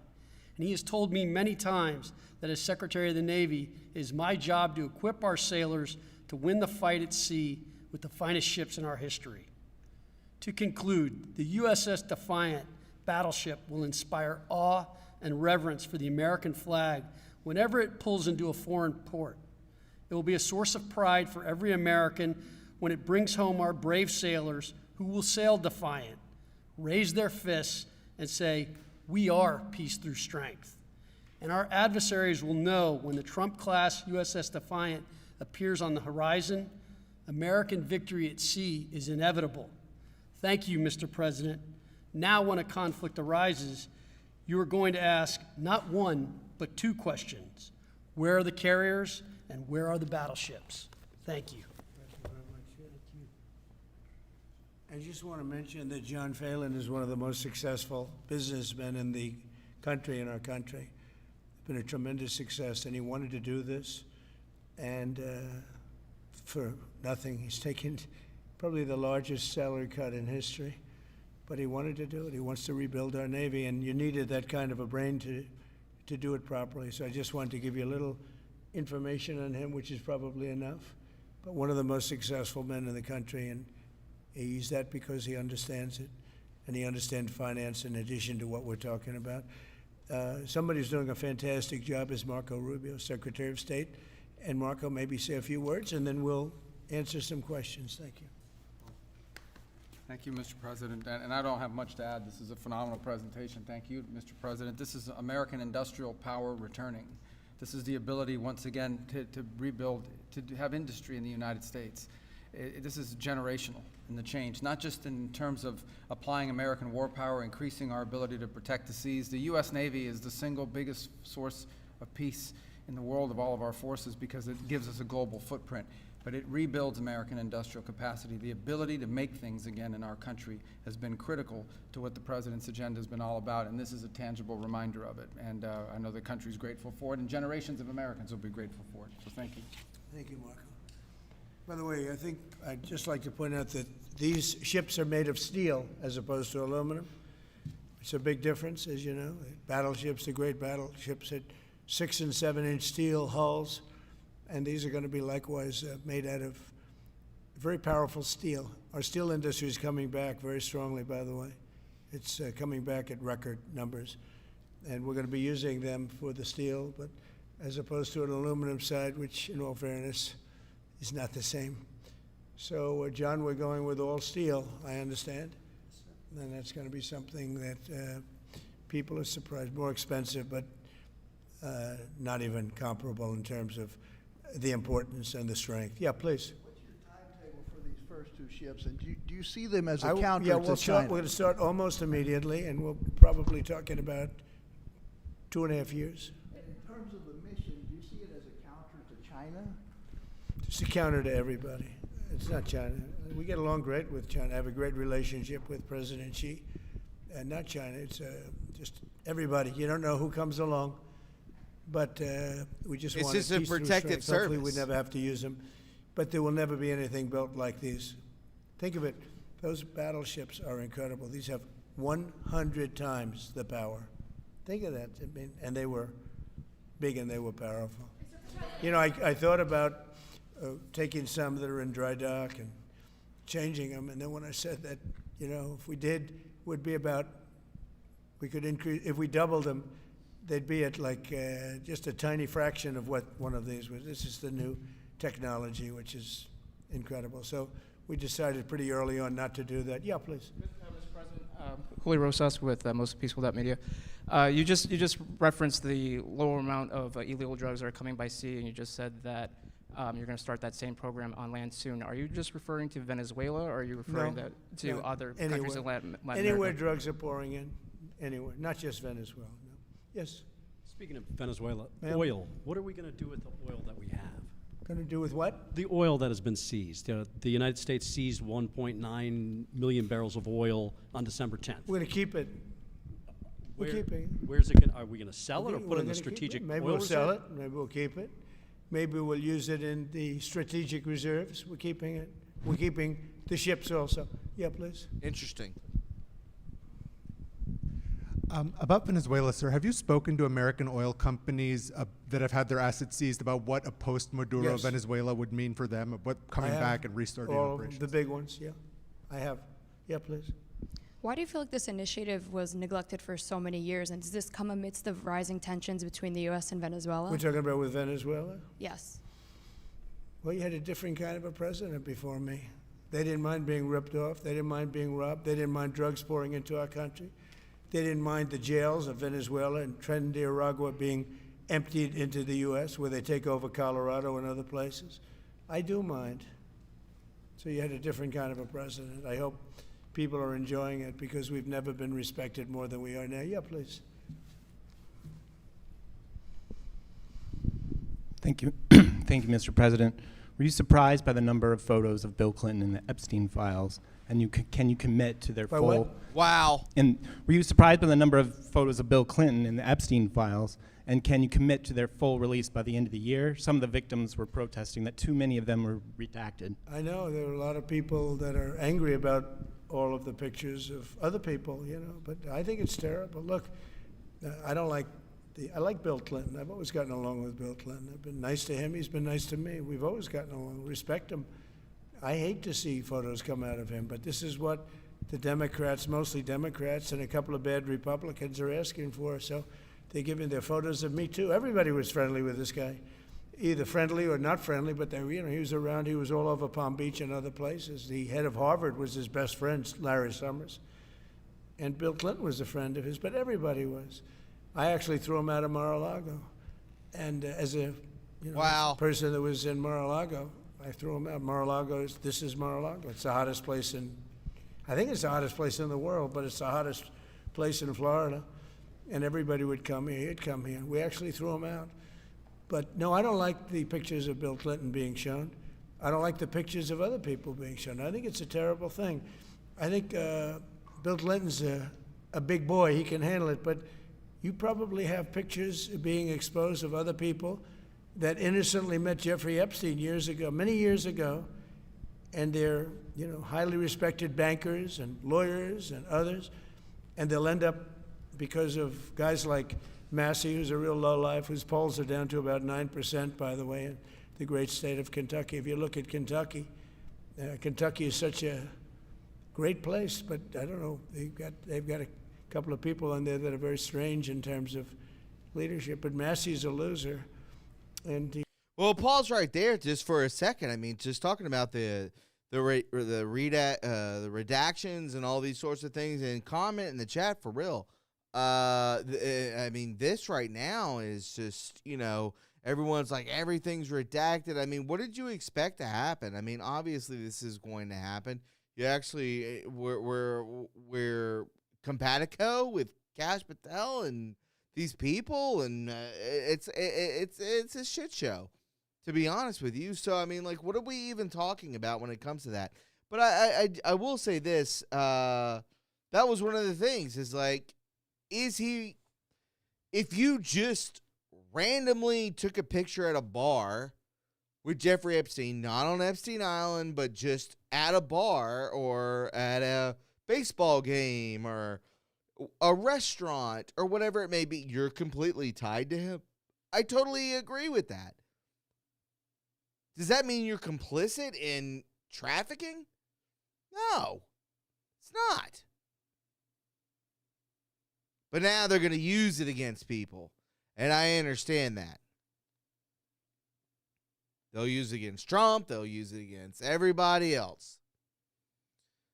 So again, I understand what he's saying right here. This is very interesting.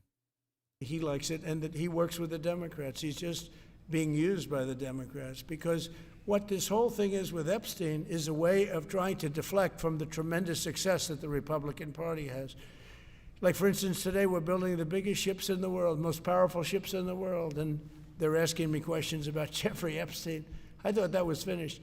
I believe they gave over 100,000 pages of documents, and there is tremendous backlash. It's an interesting question, because a lot of people are very angry that pictures are being released of other people that really had nothing to do with Epstein, but they're in a picture with him because he was at a party, and you ruin a reputation of somebody. True. So a lot of people That are is true. very angry that this continues. A lot of Republicans are angry because of the fact that it's just used to deflect against a tremendous success. Look, we have $18 trillion coming. It's weaponized, and maybe this is what we're noticing now of why, but it still doesn't. And let me know in the chat that when Dan Bongino and Kash Patel, there's nothing there. There's nothing there. There's thousands of pictures, whatever. What about the video cameras? What about videos and all these sorts of things? What about those chambers? Is all that fake that was released on those posts? Remember the posts? The 17 posts? All those video cameras? Does it go back to look at the masks that are on Epstein Island? Look at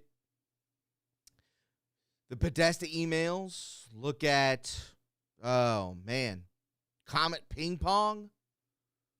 Right? James Alefantis' Instagram? All these sorts of things. Are we getting the full scope of it all? Do we even want to see that? I've always said I want full disclosure. But again, do you want to throw someone under the bus that just took a picture with somebody? That's like taking a picture with a Major League ball player. Oh, hey. I'm just going to throw out a reference or whatever. Oh, hey, Mickey Mantle. Got my arm around him. I'm like, my hero. And then he's charged with stuff. Does that mean that I'm charged? Does that mean that my reputation is garbage? Right? I met a soccer player. I met a golfer. I met Tiger Woods. Well, that's not a great description. But you understand what I'm saying. I take a picture of somebody and then I'm completely screwed out of getting a job. Maybe it's that. Maybe it's as simple as that. But there is the case of Comet Ping Pong, a temple, Hollywood, Pizzagate, all these sorts of things that tie in. And I will never, ever, ever let that go.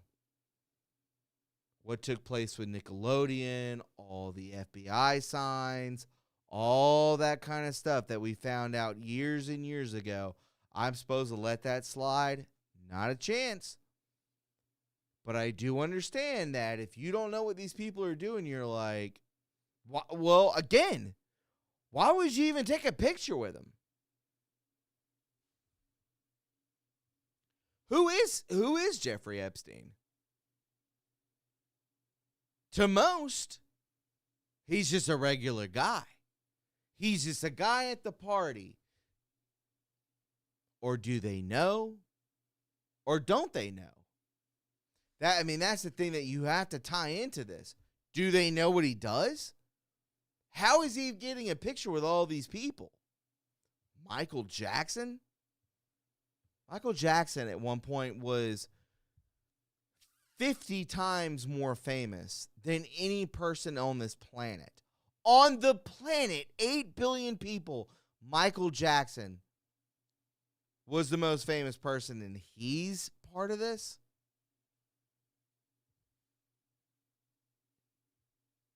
Now, there are allegations, and there are things that people have talked about, but is it true?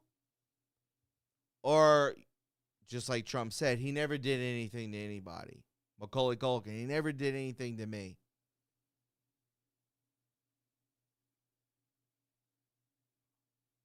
But he's got this picture with Epstein, and you're just kind of like, oh, yeah, well, he's part of that group. He's part of the Red Shoe group.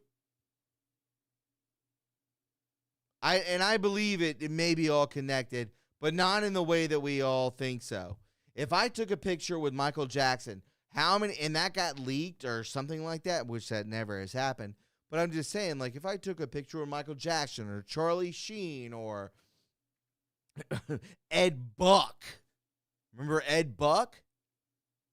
Your creepy uncle, Ed Buck?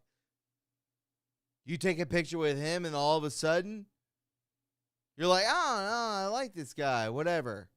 Let me just take a picture with him.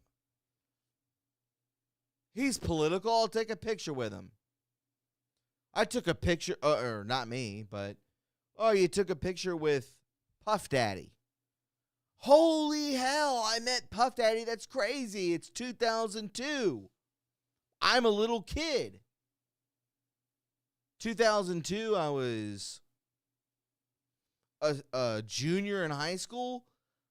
I meet Sean Puffy Combs, and then later people are like, yeah, you were molested. Well, no, I just took a picture with him. You could see how this could play out, right? If you have any sense in your soul. But I get it. Into our country, I believe we're going to have the most successful economy in history. We inherited a mess. Now prices are coming way down. Gasoline is less than $2 in some states. $1.99, $1.97, $1.95 a gallon. I have got to agree with this. Gas has dropped in the past 30 days 30 to 40 cents. Somebody mentioned in South Carolina it was $2.19. The lowest I saw it in 2019 was $1.18. We're $1 away. I've seen it low. He said things were going to happen. Let's hope it's not a Christmas miracle. Let's hope it sticks around. Am I right? I hope so. $1.95. Think of that. A gallon. Nobody ever thought they'd see that. They don't want to talk about that. They want to talk about Epstein. And the problem is a lot of Democrats are being caught up in the web, like Larry Summers. Larry Summers was the head of Harvard. He's now been forced to resign from every board he's on, and he was thrown off the Harvard board. Now, he was at Epstein's Island a lot. I wasn't. I never went there, by the way. But fortunately, it's nice. But I never went there. But a lot of people did go there. But instead of talking about the battleships, or instead of talking about most favored nations drugs, we're bringing down drug prices like at a level that has never even been thought of, by thousands. Think of it, by 1,000%, by 1,200, 1,300, 1,400% in some cases. James, A drug that's unfortunate that on sells you for too. $10 Unfortunate. in London is costing $130 in New York. We're bringing it down to $20, and they're going to go up to 20. So they're going from 10 to 20, which is a doubling. It's a doubling. That's a lot, but it's a doubling. But we're going down to 20. So we're going down, if you can do your own math, but it's 2,000%, 3,000%. It's pretty amazing. And you know, the New York Times had a story about it, a small story, way in the back of the paper. It's the single biggest thing to happen with respect to drugs probably in 50 years. It's never been anything like this. In my first term, I was able to get drug prices down 1/4%. It's the first time in 28 years that they went down. 1/4%. I was so proud of myself. Now we're doing them 2,000%, 1,500%, 1,200%. That pill that sold for $130 will now be selling, as an example, for $20, because the rest of the world took advantage of us. Without tariffs, I could have never done it. I called up the heads of the countries, as an example.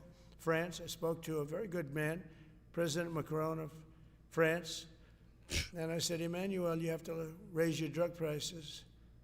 He said, no, no, no, we will not do that. I said, you have to. He said, no, I don't want to do that. Look, you're asking me if it go to $10 to $20. You're going to come way down to 20. We don't want to do that. Now, in all fairness, no other president even tried. But if they did try, there was actually a fake story in stupid USA Today. I didn't even think they make it anymore. I haven't. But I saw a story where Biden was trying to do this. Biden never tried to do it. Biden didn't know he was alive. He never tried to do it. But they're taking it from $10 to 20. So he would say, and the other leader said the same thing. No, no, we won't do it. I said, no, no, you're going to do it 100%. They said, nope, we're not doing it. We're not going to double our price. Because, again, if you go from $10 to $20, they're doubling their price. We're coming down, though, from $130 to $20, because we're going to get the lowest drug prices in the world. Whatever the lowest price is called favored nations, we're going to have the lowest price. So I said, no, no, you're going to. No, no, I will not do this.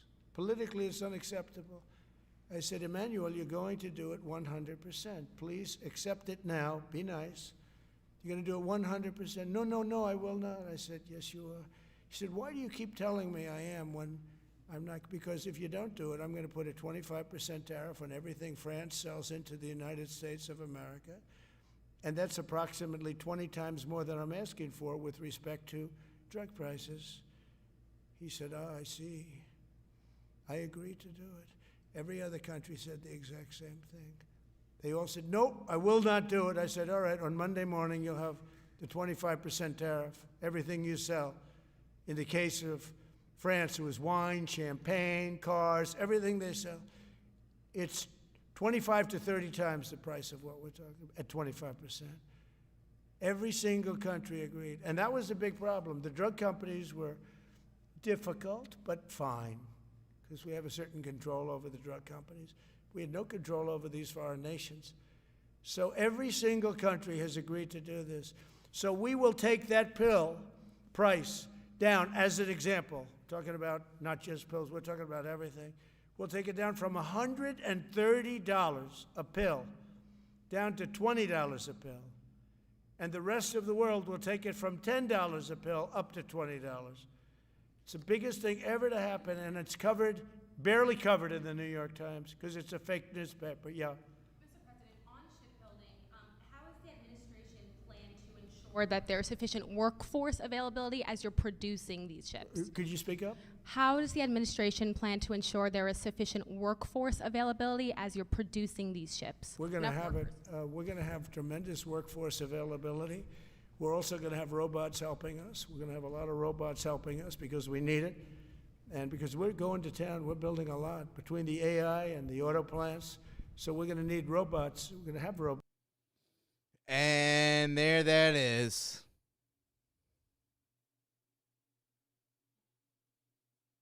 Less of a man-made ship and more of a robotic created ship. Take the robots out, Trump. Take the AI out. Let men and women build these suckers. Come on. But that's going to help us. We're going to have a tremendous workforce, and in order to operate you're always going to need people. You know, you could have robots, but you're going to have to get somebody to start those robots, and you're going to have to improve the robots. But we're going to have robotic factories plus manpower. So we're going to have enough. We're going to need the help of robots and other forms of, I guess you could say, employment. We're going to be employing a lot of artificial things, but the beauty is we're going to have more jobs than we've ever had. Just so you know, a number came out the other day. We have more jobs right now in the United States. Okay, Angry Mary, I understand. Someone has to build the robots, but you're building yourself into nothingness. That's what you're doing. You're going against the grain, against humanity. Well, somebody's got to build the robots that build the ships, but you're building something that makes you absolute.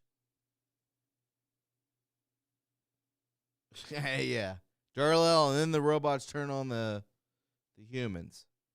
Yeah. Just throw a magnet on them. But that's what it is, and they're talking about the robotic arms. They're doing that. You're building yourself into, you're going to be absolute. More people are working right now in the United States than at any time in the history of our country. Think of that. Pretty amazing. So we'll have the help of, mechanical help, if you want to call it that, but we'll have tremendous employment. They'll be paid a lot of money. They'll do better than they ever did. Okay? Yeah.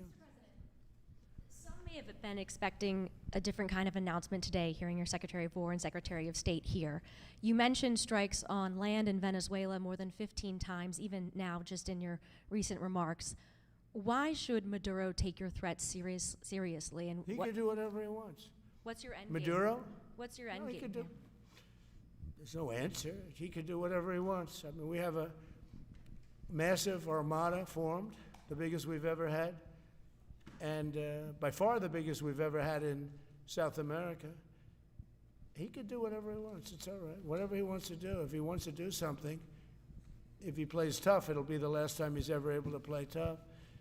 But they sent their prisoners into us. They sent people from jails, and prisons. They sent people from mental institutions and insane asylums into the United States, just walked right in because Biden had an open border policy. What the Biden administration did to our country can never be forgotten. They took in millions and millions, 25 million people over the course of 4 years. Many of those people were murderers and drug dealers, prisoners, rough prisoners, 11,888 murders. More than half of them killed more than one person. They came into our country. Now, I spoke to Christine Noem today. I spoke to Tom Homan today. He came down to see me. And we had a great meeting. They've done an amazing job. We're getting them out. We're getting them out very fast. But this should have never happened. But Venezuela was one of the... Venezuela took... You're getting them out, not fast enough. Advantage of the open borders that Biden created more than any other country. Tren de Aragua, we had gangs all over. Look, I mean, you have a very weak governor in Colorado. Look what happened in Colorado where they would occupy apartment houses. They're going to occupy everything. They're going to occupy Minneapolis. They've already done that. Now they're in Colorado. They're at, it's like, what are you going to do? Like, we're not getting them out fast enough. 300 National Guardsmen in a city. I don't care if it's Greenville, a population of 60,000. 300 National Guardsmen, 300 ICE agents, it ain't getting it done. Up the ante, big dog. And he didn't want to do anything about it because he was scared. Any other questions? Yeah, go ahead, please. So in response to the United States taking sanctioned oil from Venezuela, Colombian President Gustavo Petro criticized the United States by saying, well, the Southwest is stolen land and that it should be returned to Latin America. I just wanted to know what your response to that is. Well, he has to watch because, you know, he's got drug factories. What a retarded question. They make cocaine in Colombia. And he's no friend of the United States. He's very bad guy. And he's got to watch his ass because he makes cocaine and they send it into the United States of America from Colombia. Which is, you know, cut with fentanyl. Let's be honest. The Colombian people. I love the Colombian people. They're great people, energetic, smart, great. But their new leader is a troublemaker, and he better watch it. He better close up those cocaine factories. They have at least 3 major cocaine factories. We know where they are. He better close them up fast, yeah. What? What? 3 major cocaine factories? Factories. This is the first I'm hearing of it. What about everyone in chat? Rumble, YouTube, Pilled? Cocaine factories?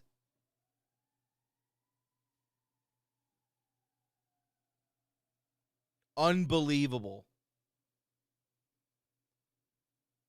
If he doesn't stop now, we'll shut him down. Why is this not shut down? A cocaine factory? What? Oh my. By the way, it's made and sold into the United States. Comes through Mexico. Thank you, sir. You've named Governor Landry to be new special envoy to Greenland. Yeah. How do you? What do you see that role entailing? And do you, Oh, is it still your Greenland. intention that Well, he Greenland called become me, part and of the you know, U.S.? he viewed Louisiana, the Louisiana Purchase. He said, "I'm governor of Louisiana," and he said, "I would love." I didn't call him; he called me. He's very proactive. He's a great guy. He's a deal guy. He's a deal maker type guy. And we need it for national protection. We need Greenland for national protection. They have a very small population. And I don't know, they say Denmark, but Denmark has spent no money. They have no military protection. If they say that Denmark was there 300 years ago or something with a boat, well, we were there with boats too, I'm sure.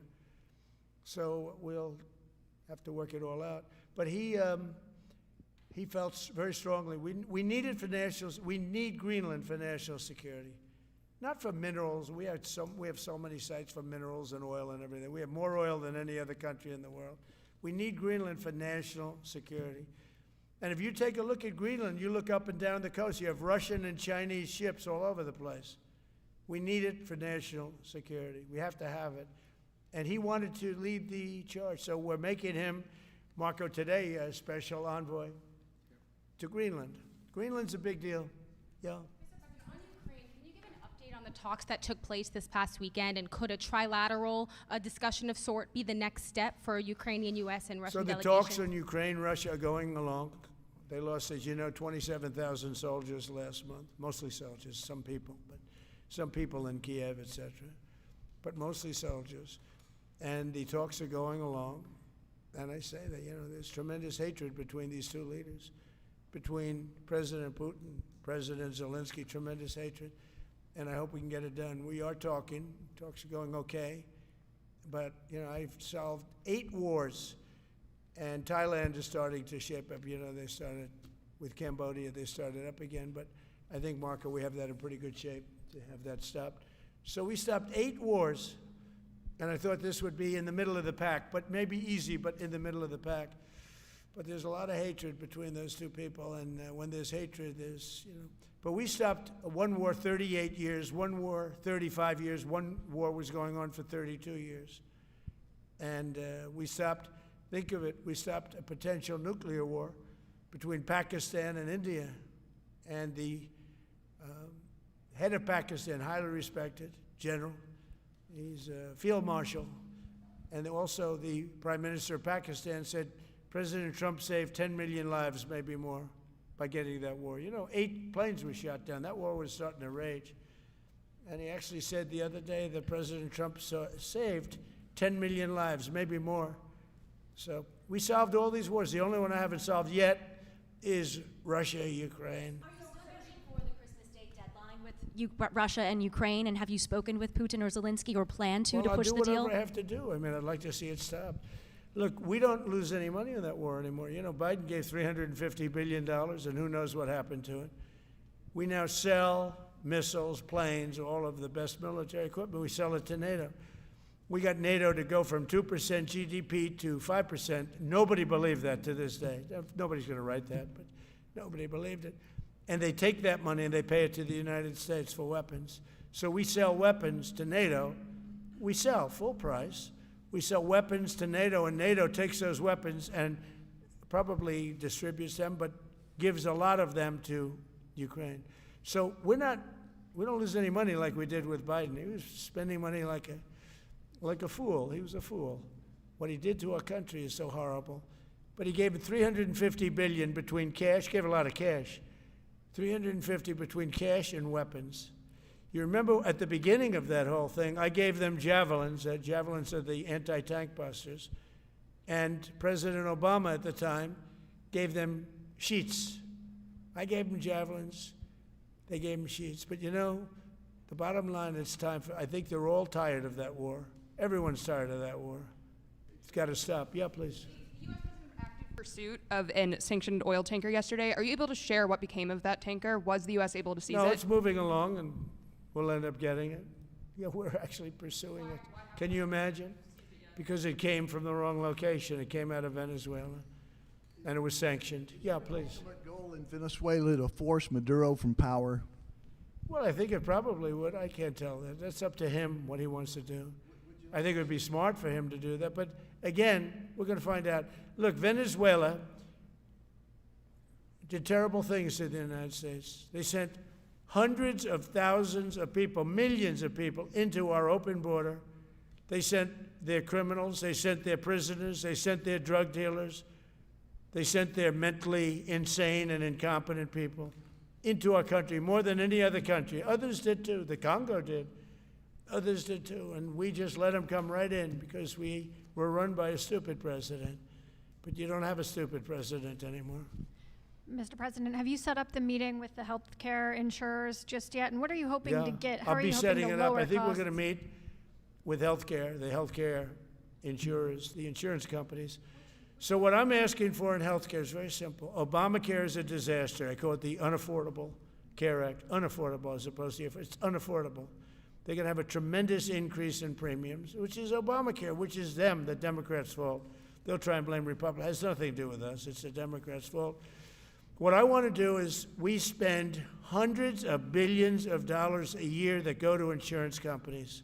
I want that money to go to the people and let the people buy their own health care. And everybody loves it. It's become our issue. Now, before I do that, I'll meet with the insurance companies, just as I met with the drug companies. As you know, we're meeting with 4 other drug companies, Johnson & Johnson. But they've all agreed. Kennard, We're no, I meeting do with not them believe that. this Thomas, week. you It's actually coming. It'll be think a that similar meeting. Hefner They've was all not agreed. doing this also? But nobody would have thought 100% the he drug was. companies were going to do what they did. Were they giving away free drugs? And they've been so great. Okay? And we have I've seen the Red Shoe most Club now. favored nations. Nobody thought that was possible. I don't think any other president ever tried to get it because they never thought they could. But with respect to the insurance companies, I want to meet. There's essentially 14 of them, 10 big, but there's a total of 14 pretty much, pretty big. And I want to meet with them, and I want to say, I want you to cut your rates way down, way down. And maybe if they do that, we'll be able to not cut them out. We'll be able to continue to deal with them, which is probably a little easier process. I think the best process is pay the money directly to the people, let them buy their own health care. But I'm going to meet with them the first week back. I do it now, but they're trying to come up with a schedule. They want to meet badly, they've told me, but they want to come up with a schedule. I said, make it a good schedule. Your rates have to come way down. We're also going to meet with other insurance companies because under Biden, the insurance rates have gone through the roof. Auto insurance, home insurance. I mean, insurance companies are making far more than they're entitled to make. So we're going to be doing that. But just in the meantime, we'll be meeting with the God, insurance is such a scam. Oh, $300 a month. I go to the doctor. You go to the doctor twice a year.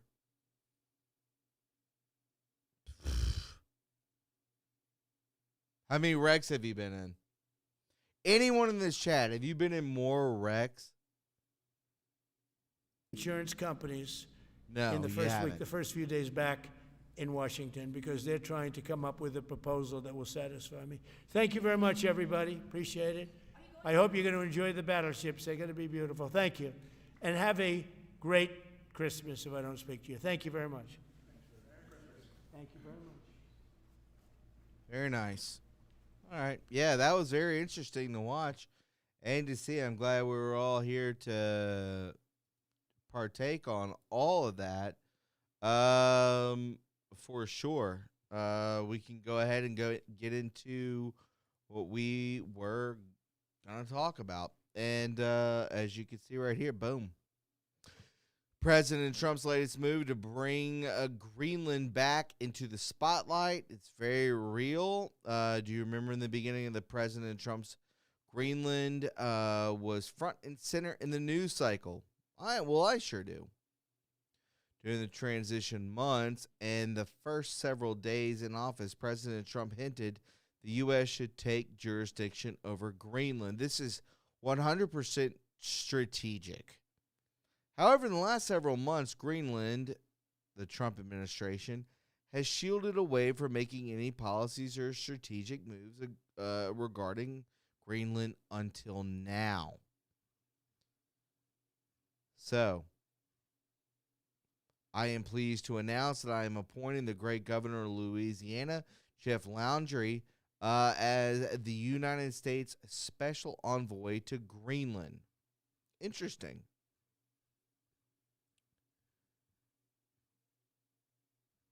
All right, well, it's back in the mix.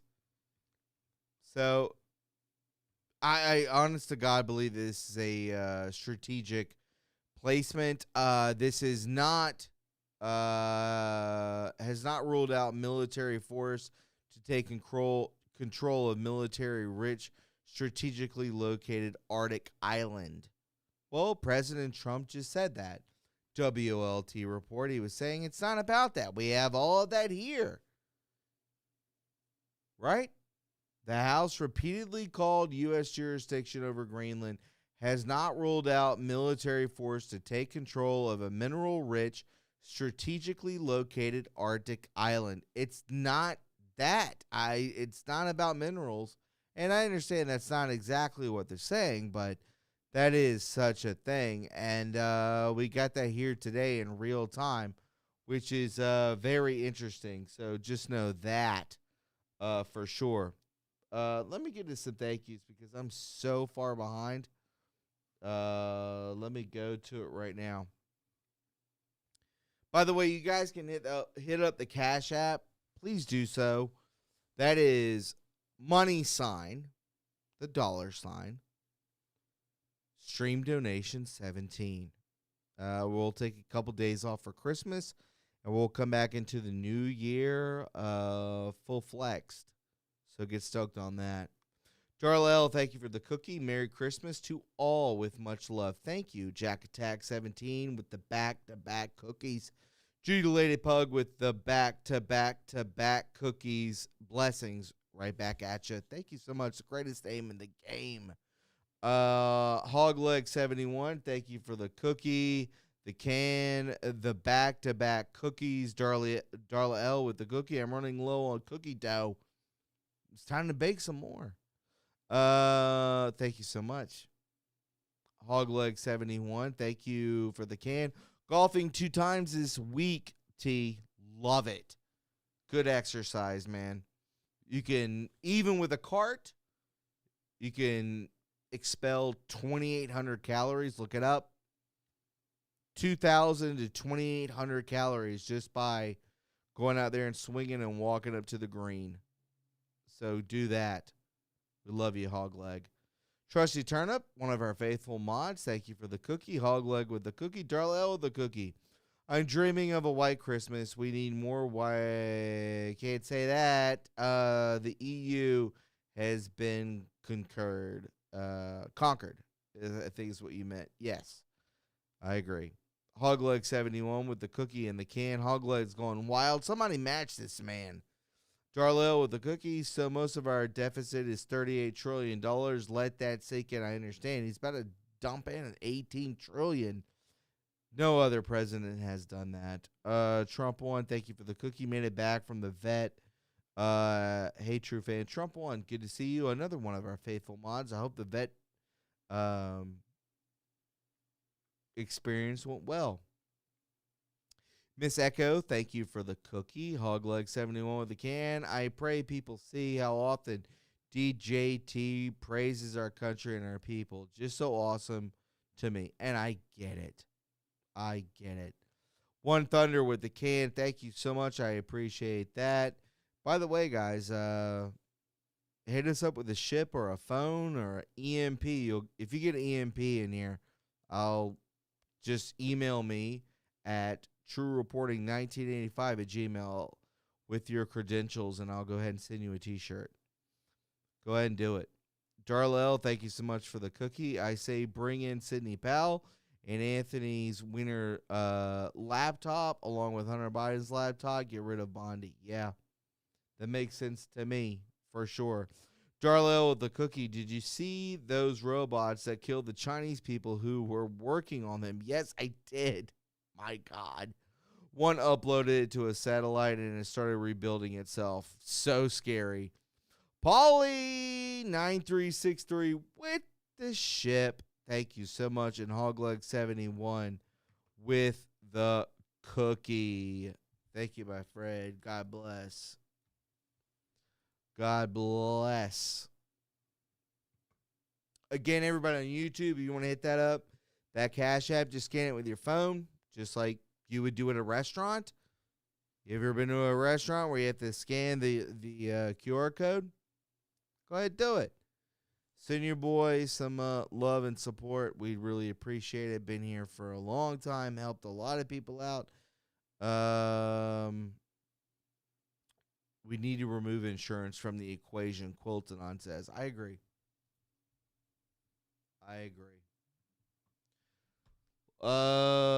Let's get into this. Have you guys seen... Well, we'll go into this.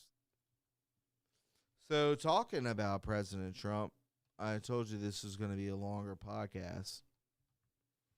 Under siege, U.S. troops intercept a third vessel off Venezuela after Trump orders complete blockade of all sanctions of oil tankers. A third oil tanker. You know how big an oil tanker is? There it is right there. Boom. That is crazy. Right there. Boom. This is the third oil tanker. The second tanker was captured by U.S. forces on December 20th. The tanker seized earlier this month was described as the largest ever by Trump, and you could see it right there, which is crazy. Dramatic footage showed U.S. Coast Guard choppers flying above a tanker before apprehending it yesterday. Yeah, we don't want your oil. We don't want your shitty oil. We got plenty of it here. Just to let you know. This comes days after President Trump ordered a total and complete blockade of all sanctioned oil tankers going in and out of Venezuela. Trump said on Truth Social that I am ordering a total and complete blockade of all sanctioned oil tankers going into and out of Venezuela. Shut it down. Shut it down, baby. So again, this was mentioned in that press conference, and he kind of darted away from it, if you remember. But Trump and War Secretary Major announcement after intel briefing, land strikes on Venezuela per a MAGA source. Oh, yeah, a source. I believe it. I heard a source that my wife was cheating on me. There was a source out there that said that somebody has cancer. What? And even in the press briefing that we just watched, There was nothing there. He didn't even mention it. He darted away from it. So who even knows? Right? Who even knows?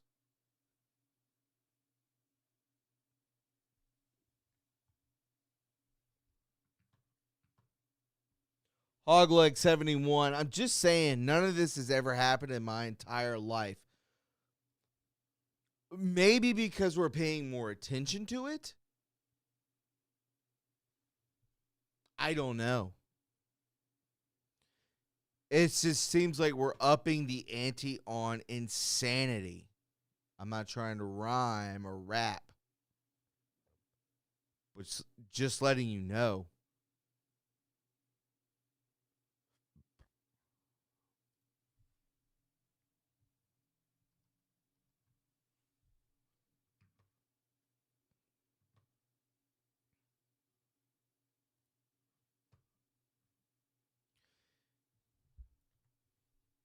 Israeli foreign minister urges Israelis to come home, end quote, after Bondi Beach massacre. Damn. I didn't know there was that many people there. That's crazy. Well, I think we can all wait for reparations, right? Reparations from all taxpayers in America. If they're calling everyone home, it's time to go home. Reparations. Right? Israeli leaders warn of rising anti-Semitism abroad following attack of 15 killed at the Hanukkah event in Sydney, Australia. What does that tell you? It tells me everything. Let's go. You're enjoying the show and you're hanging out. Show that love. I know Hogleg has. Show that love, friends. PG&E, there to be trusted. Remember all that?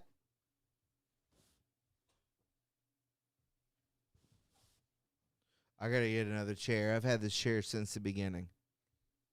PG&E provides timeline for full restoration of power as San Francisco outages drag on. This happened. I don't even know if they're up to power yet. I hope that they are. But less than an hour after BART announced its services in Trans Bay Tube, they have stopped Sunday due to a PG&E electrical outage. The transit agency said that the service has been restored. If you live there, let me know. There was a 20-minute delay between Embarcadero and West Oakland stations, Bart said in a social media post. All right, well, that, the Democrat, as you can see from Gavin Newsom, the Democrat crusade to divert blame from the stagflation crisis triggered during the Biden administration let them down a path of economic lies. The central theme of their narrative was that cooperation were price gouging consumers and inflation that was actually a product of corporate greed. In reality, the helicopter money and dollar devaluation during the pandemic triggered a massive consumer demand rush as well as shortages in a variety of goods and raw materials. Basically, it was an overabundance of people being like, shit, I gotta get gas. I got to warm my house. I got to do something, and then shut it off. The profit margins in many of these industries were paper thin. Yep. And as their manufacturing labor costs skyrocketed, Democrats trying to scapegoat them away. The word accountability is not in the leftist vocabulary, which it is not. They will never blame themselves. We are only now starting to witness the aftermath of the legislation and policies put in place by blue states as a means to control prices. California Governor Gavin Newsom may have staged his own economic demise. The final nail in the coffin, in parentheses, or in quotes, or whatever, after laws were passed requiring even greater state interference into oil refineries and gas stations. 609. Crazy. If you live in California, you are a dumb ass.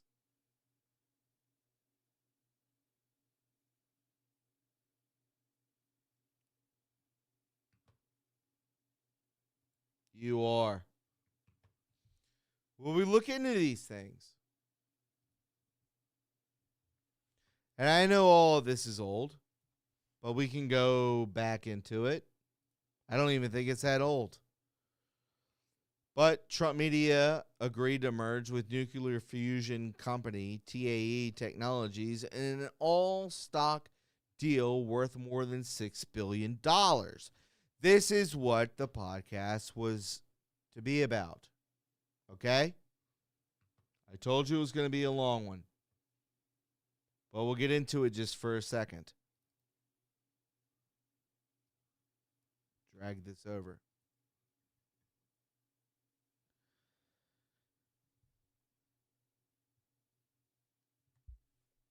The assassination of the MIT gentleman, the professor. This is what Anons think his assassination was about. The grip on free or alternative energy has been the fear for the powers. If Anon had to guess, it was a state-sanctioned execution. And I agree with that.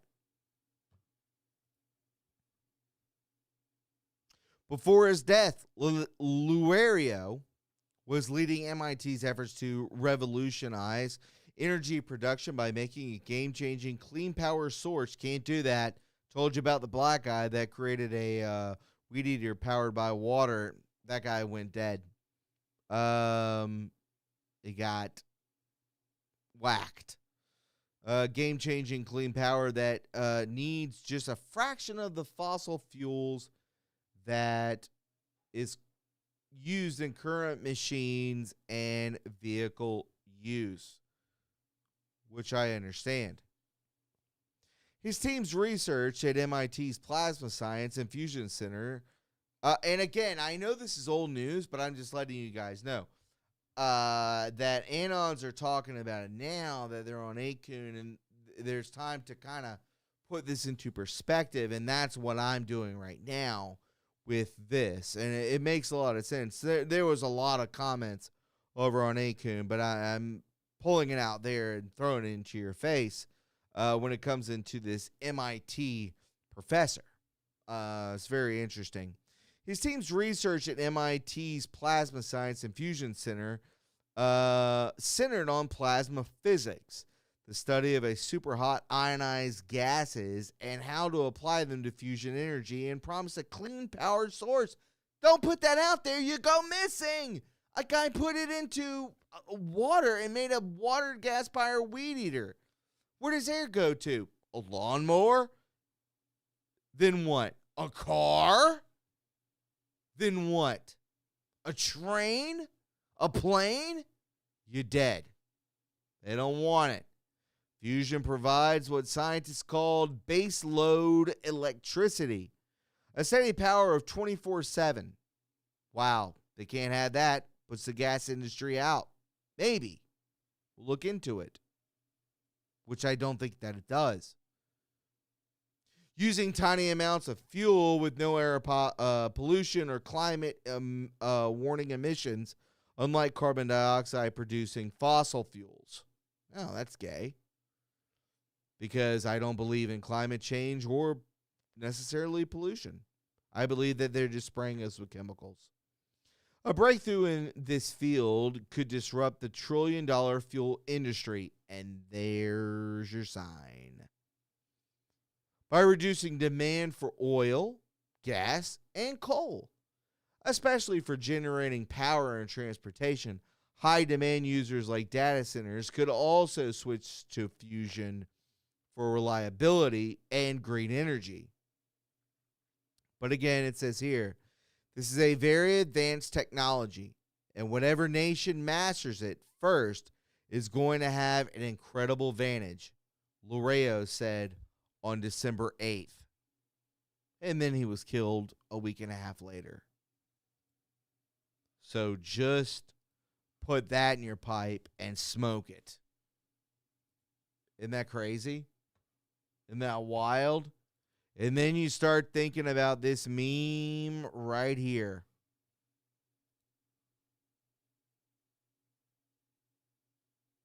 Nikola Tesla, Donald Trump with the symbol of peace, Pepe, the Nikola Tesla coil of energy, free energy. You start thinking about these things. So we'll go into this, which I have not listened to, and we can all listen to together.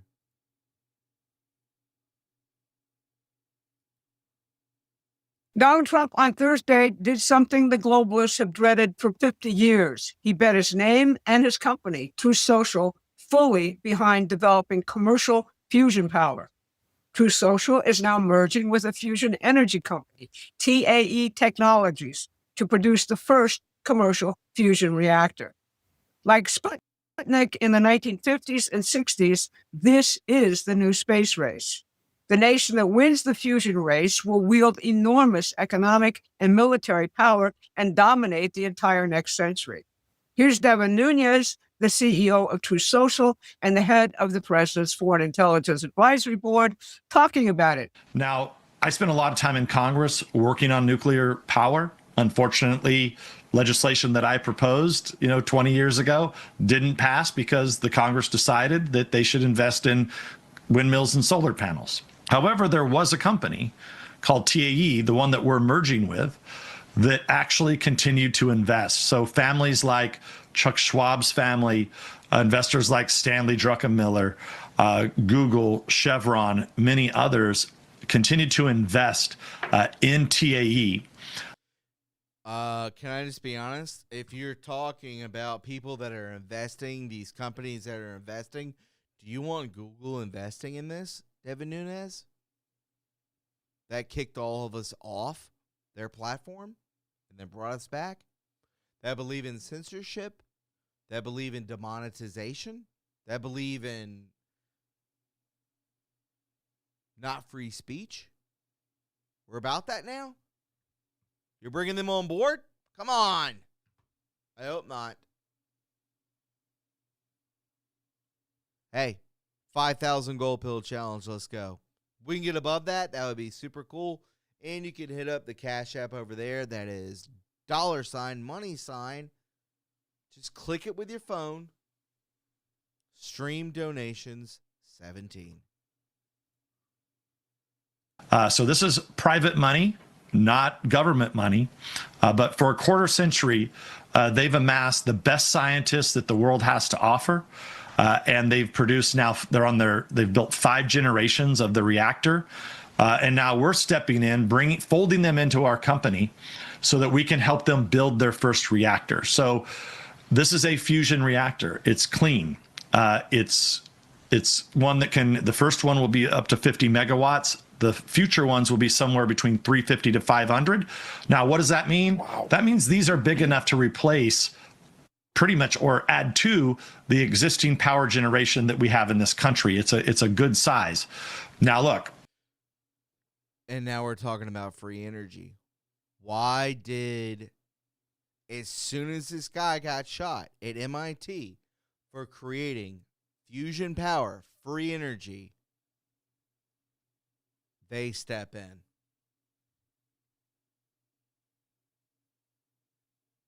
Was he corrupt? Or are they just taking advantage?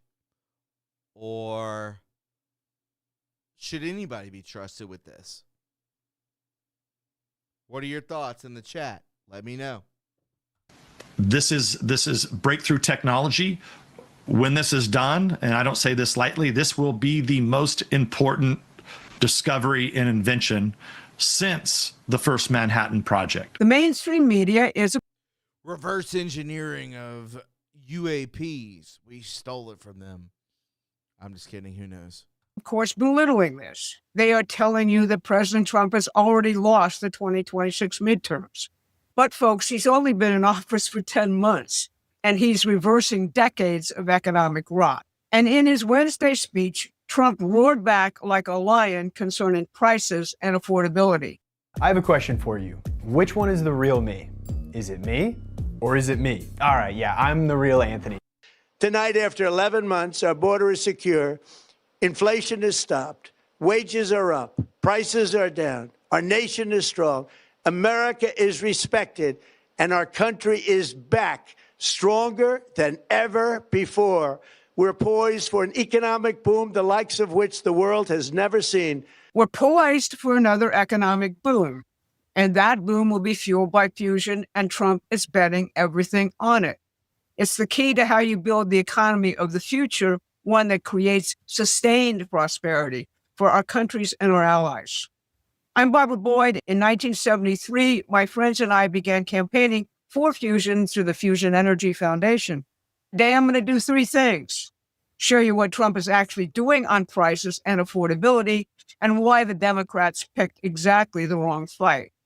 Explain how fusion power is the key to sustained prosperity, not just short-term survival. You probably also heard this week about the assassination of Nuno Loureiro, the brilliant MIT fusion scientist. Could this be an attack on Trump's push for fusion? I'm going to lay out Trump's broader leap into the future, from fusion to the moon, to Mars, and to a new era of missile defense and space exploration.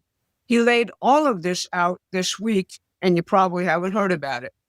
But before we dig in, please like and share this video on YouTube. It makes the algorithm happy and increases our reach.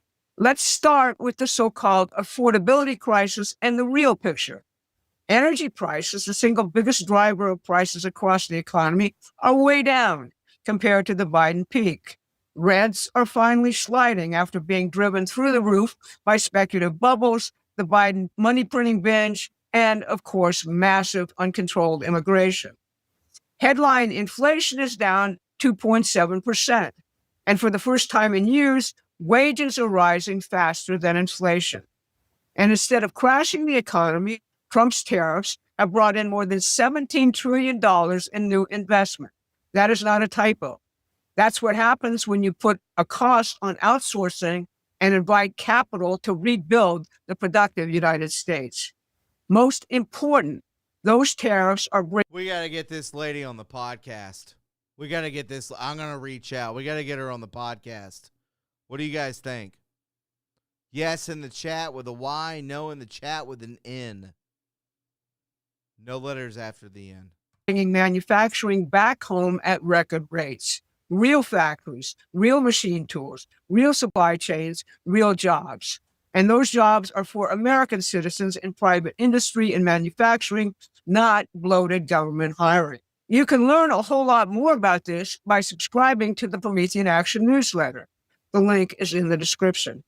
On Thursday, the president announced a major deal with Big Pharma to crash prescription drug prices here to the lowest price anywhere in the world. Here's HHS Secretary Robert F. Kennedy Jr. talking about Trump's prescription drug deal. And I was reminded about how astonishing this achievement is a couple of days ago when one of my TAE, the company True Social is merging with, uses a breakthrough approach to creating fusion, which they have been working on for years. The New York Times has led the media sneering. It says the involvement of Trump's company creates a huge ethical problem, huge conflicts of interest. Now, the Times has been the leader in the effort to sabotage fusion development in the United States since its inception. So what is it they're so afraid of? Fusion energy really does change everything. Its primary fuel is deuterium from seawater. Its main output is helium. It is truly clean and readily available. It releases nearly 4 million times more energy than an equal amount of oil, gas, or coal, and about 4 times more than conventional fission reactors. its byproducts and associated technologies in lasers, superconductors, advanced materials drive innovation across the entire economy. Massive fusion power desalination can provide fresh water anywhere on the planet. Fusion-powered rockets can enable fast trips to Mars, cutting travel times down dramatically and making real colonization viable. The laser and plasma technologies developed for fusion are exactly the kind of tools you need for Trump's vision of an Iron Dome-style missile defense system, a system that makes nuclear blackmail obsolete. Clearly, whoever wins this race will hold incredible power economically and militarily. Now, put that in context with what just happened last week at MIT. Nuno Loureiro was a leading scientist at MIT's Plasma Science and Fusion Center, a man at the cutting edge of the very technologies we're talking about, and he was assassinated. The official spin is that this was just professional jealousy, a personal vendetta. But if you understand what fusion means for the globalist financial crowd, you have to ask a different question. Was this an assassination by an enemy of the United States, foreign or domestic? So when you hear Trump talk about tariffs, cheap drugs, and rebuilding industry, don't hear it as a grab bag of policies. See the through line. He is trying to break the back of a global system that survives only by rationing energy, collapsing living standards, and telling you the future must be smaller. Fusion is the opposite. It presupposes that the human mind is the ultimate resource and that the universe is knowable and improvable. To fill out the week, on December 18th, President Trump signed a new executive order on defense and space exploration, spelling out America's priorities in the next great arena of human history. The executive order sets real dates: 2028 for a return to the moon, 2028 for a prototype missile defense system, the first practical step towards an Iron Dome-style shield against nuclear attack, 2030 to begin colonizing the moon, including the use of nuclear reactors to power permanent bases, and a near-term mission to Mars. The executive order explicitly says what John F. Kennedy understood in the 1960s, that this kind of great national mission challenges and fires the imagination of a new generation of young people. It organizes the best of their energies and skills. The Apollo program also didn't just put flags on the moon. It returned an estimated $5 to $7 to each dollar spent in new industries, new products, new processes, whole new families of jobs. The Trump push into the future will do the same thing. This is the real New World Order the globalists fear, not because it's authoritarian, but because it ends their model of controlled chaos and managed decline. This is the real fight, not left versus right or Republican versus Democrat. It's a fight between an elite scarcity cult and a human future. So let's get back to where we started. Once the American people understand that we do not have to live in a world of shrinking expectations and managed decline, the whole globalist project is finished. That's what Donald Trump is really doing, finishing them off. If you want to be a part of ending that horrible project, here's what you can do. Subscribe to the Promethean Action newsletter. The link is in the description. We're going to be producing clear, printable materials on tariffs, fusion, nuclear, and Trump's. We got to get in touch with this lady. We got to get in touch with this lady. Reach out, everybody, one and all, right now. Promethean Action. We got to get in touch with her. We got to get her on this stream. For real. We got to do it.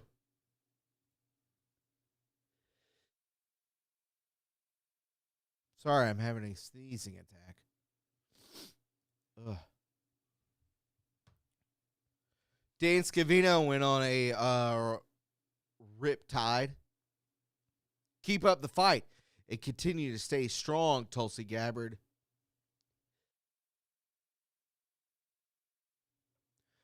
Some may not understand or get through it now, but in time they will. Nobody said this crap would be that easy. Thank you.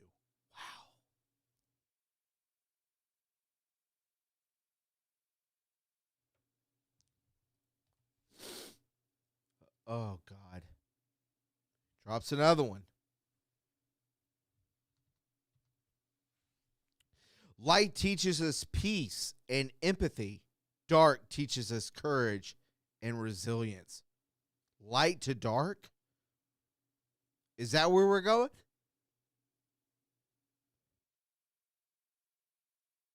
Is that where we're headed? Light to dark? I don't know.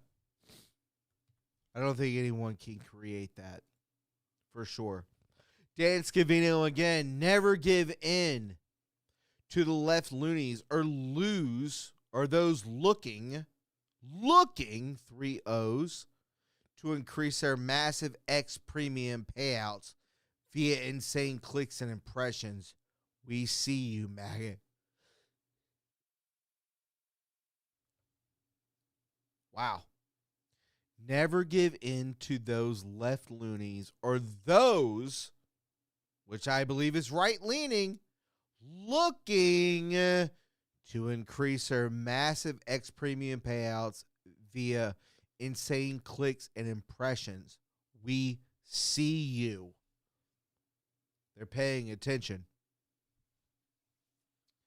And with this, which is fantastic, David, the new movie, outperforms SpongeBob and new feminist Sydney Sweeney movie at the box office. David, Angel. This pre-holiday weekend brought a wave of new releases to theaters, and while blockbuster franchise is dominated, the faith-based film David earned $22 million at the domestic box office, topping The Weeknd was James Cameron's Avatar, Who Cares, Fire and Ash, the third installment of the iconic Avatar series with $88 million domestically and staggering $345 million worldwide, despite the massive success of Cameron's sci-fi epic David. David secured the second place spot, outperforming other notable releases. The movie is the second animated hit for Angel Studios this year, following The King of Kings, which brought in $60 million. This movie brought in $22 million. So get stoked on that, guys. I love it. Understand it. Hogleg, God bless you, man. You have for sure owned the crown. Let me go ahead and release the gold pills. 5,300. Let's go, baby. I hope you guys enjoy this podcast. We've been podcasting for 3 hours. So I just wanted to say that for sure. Just show me the winners. Damn it.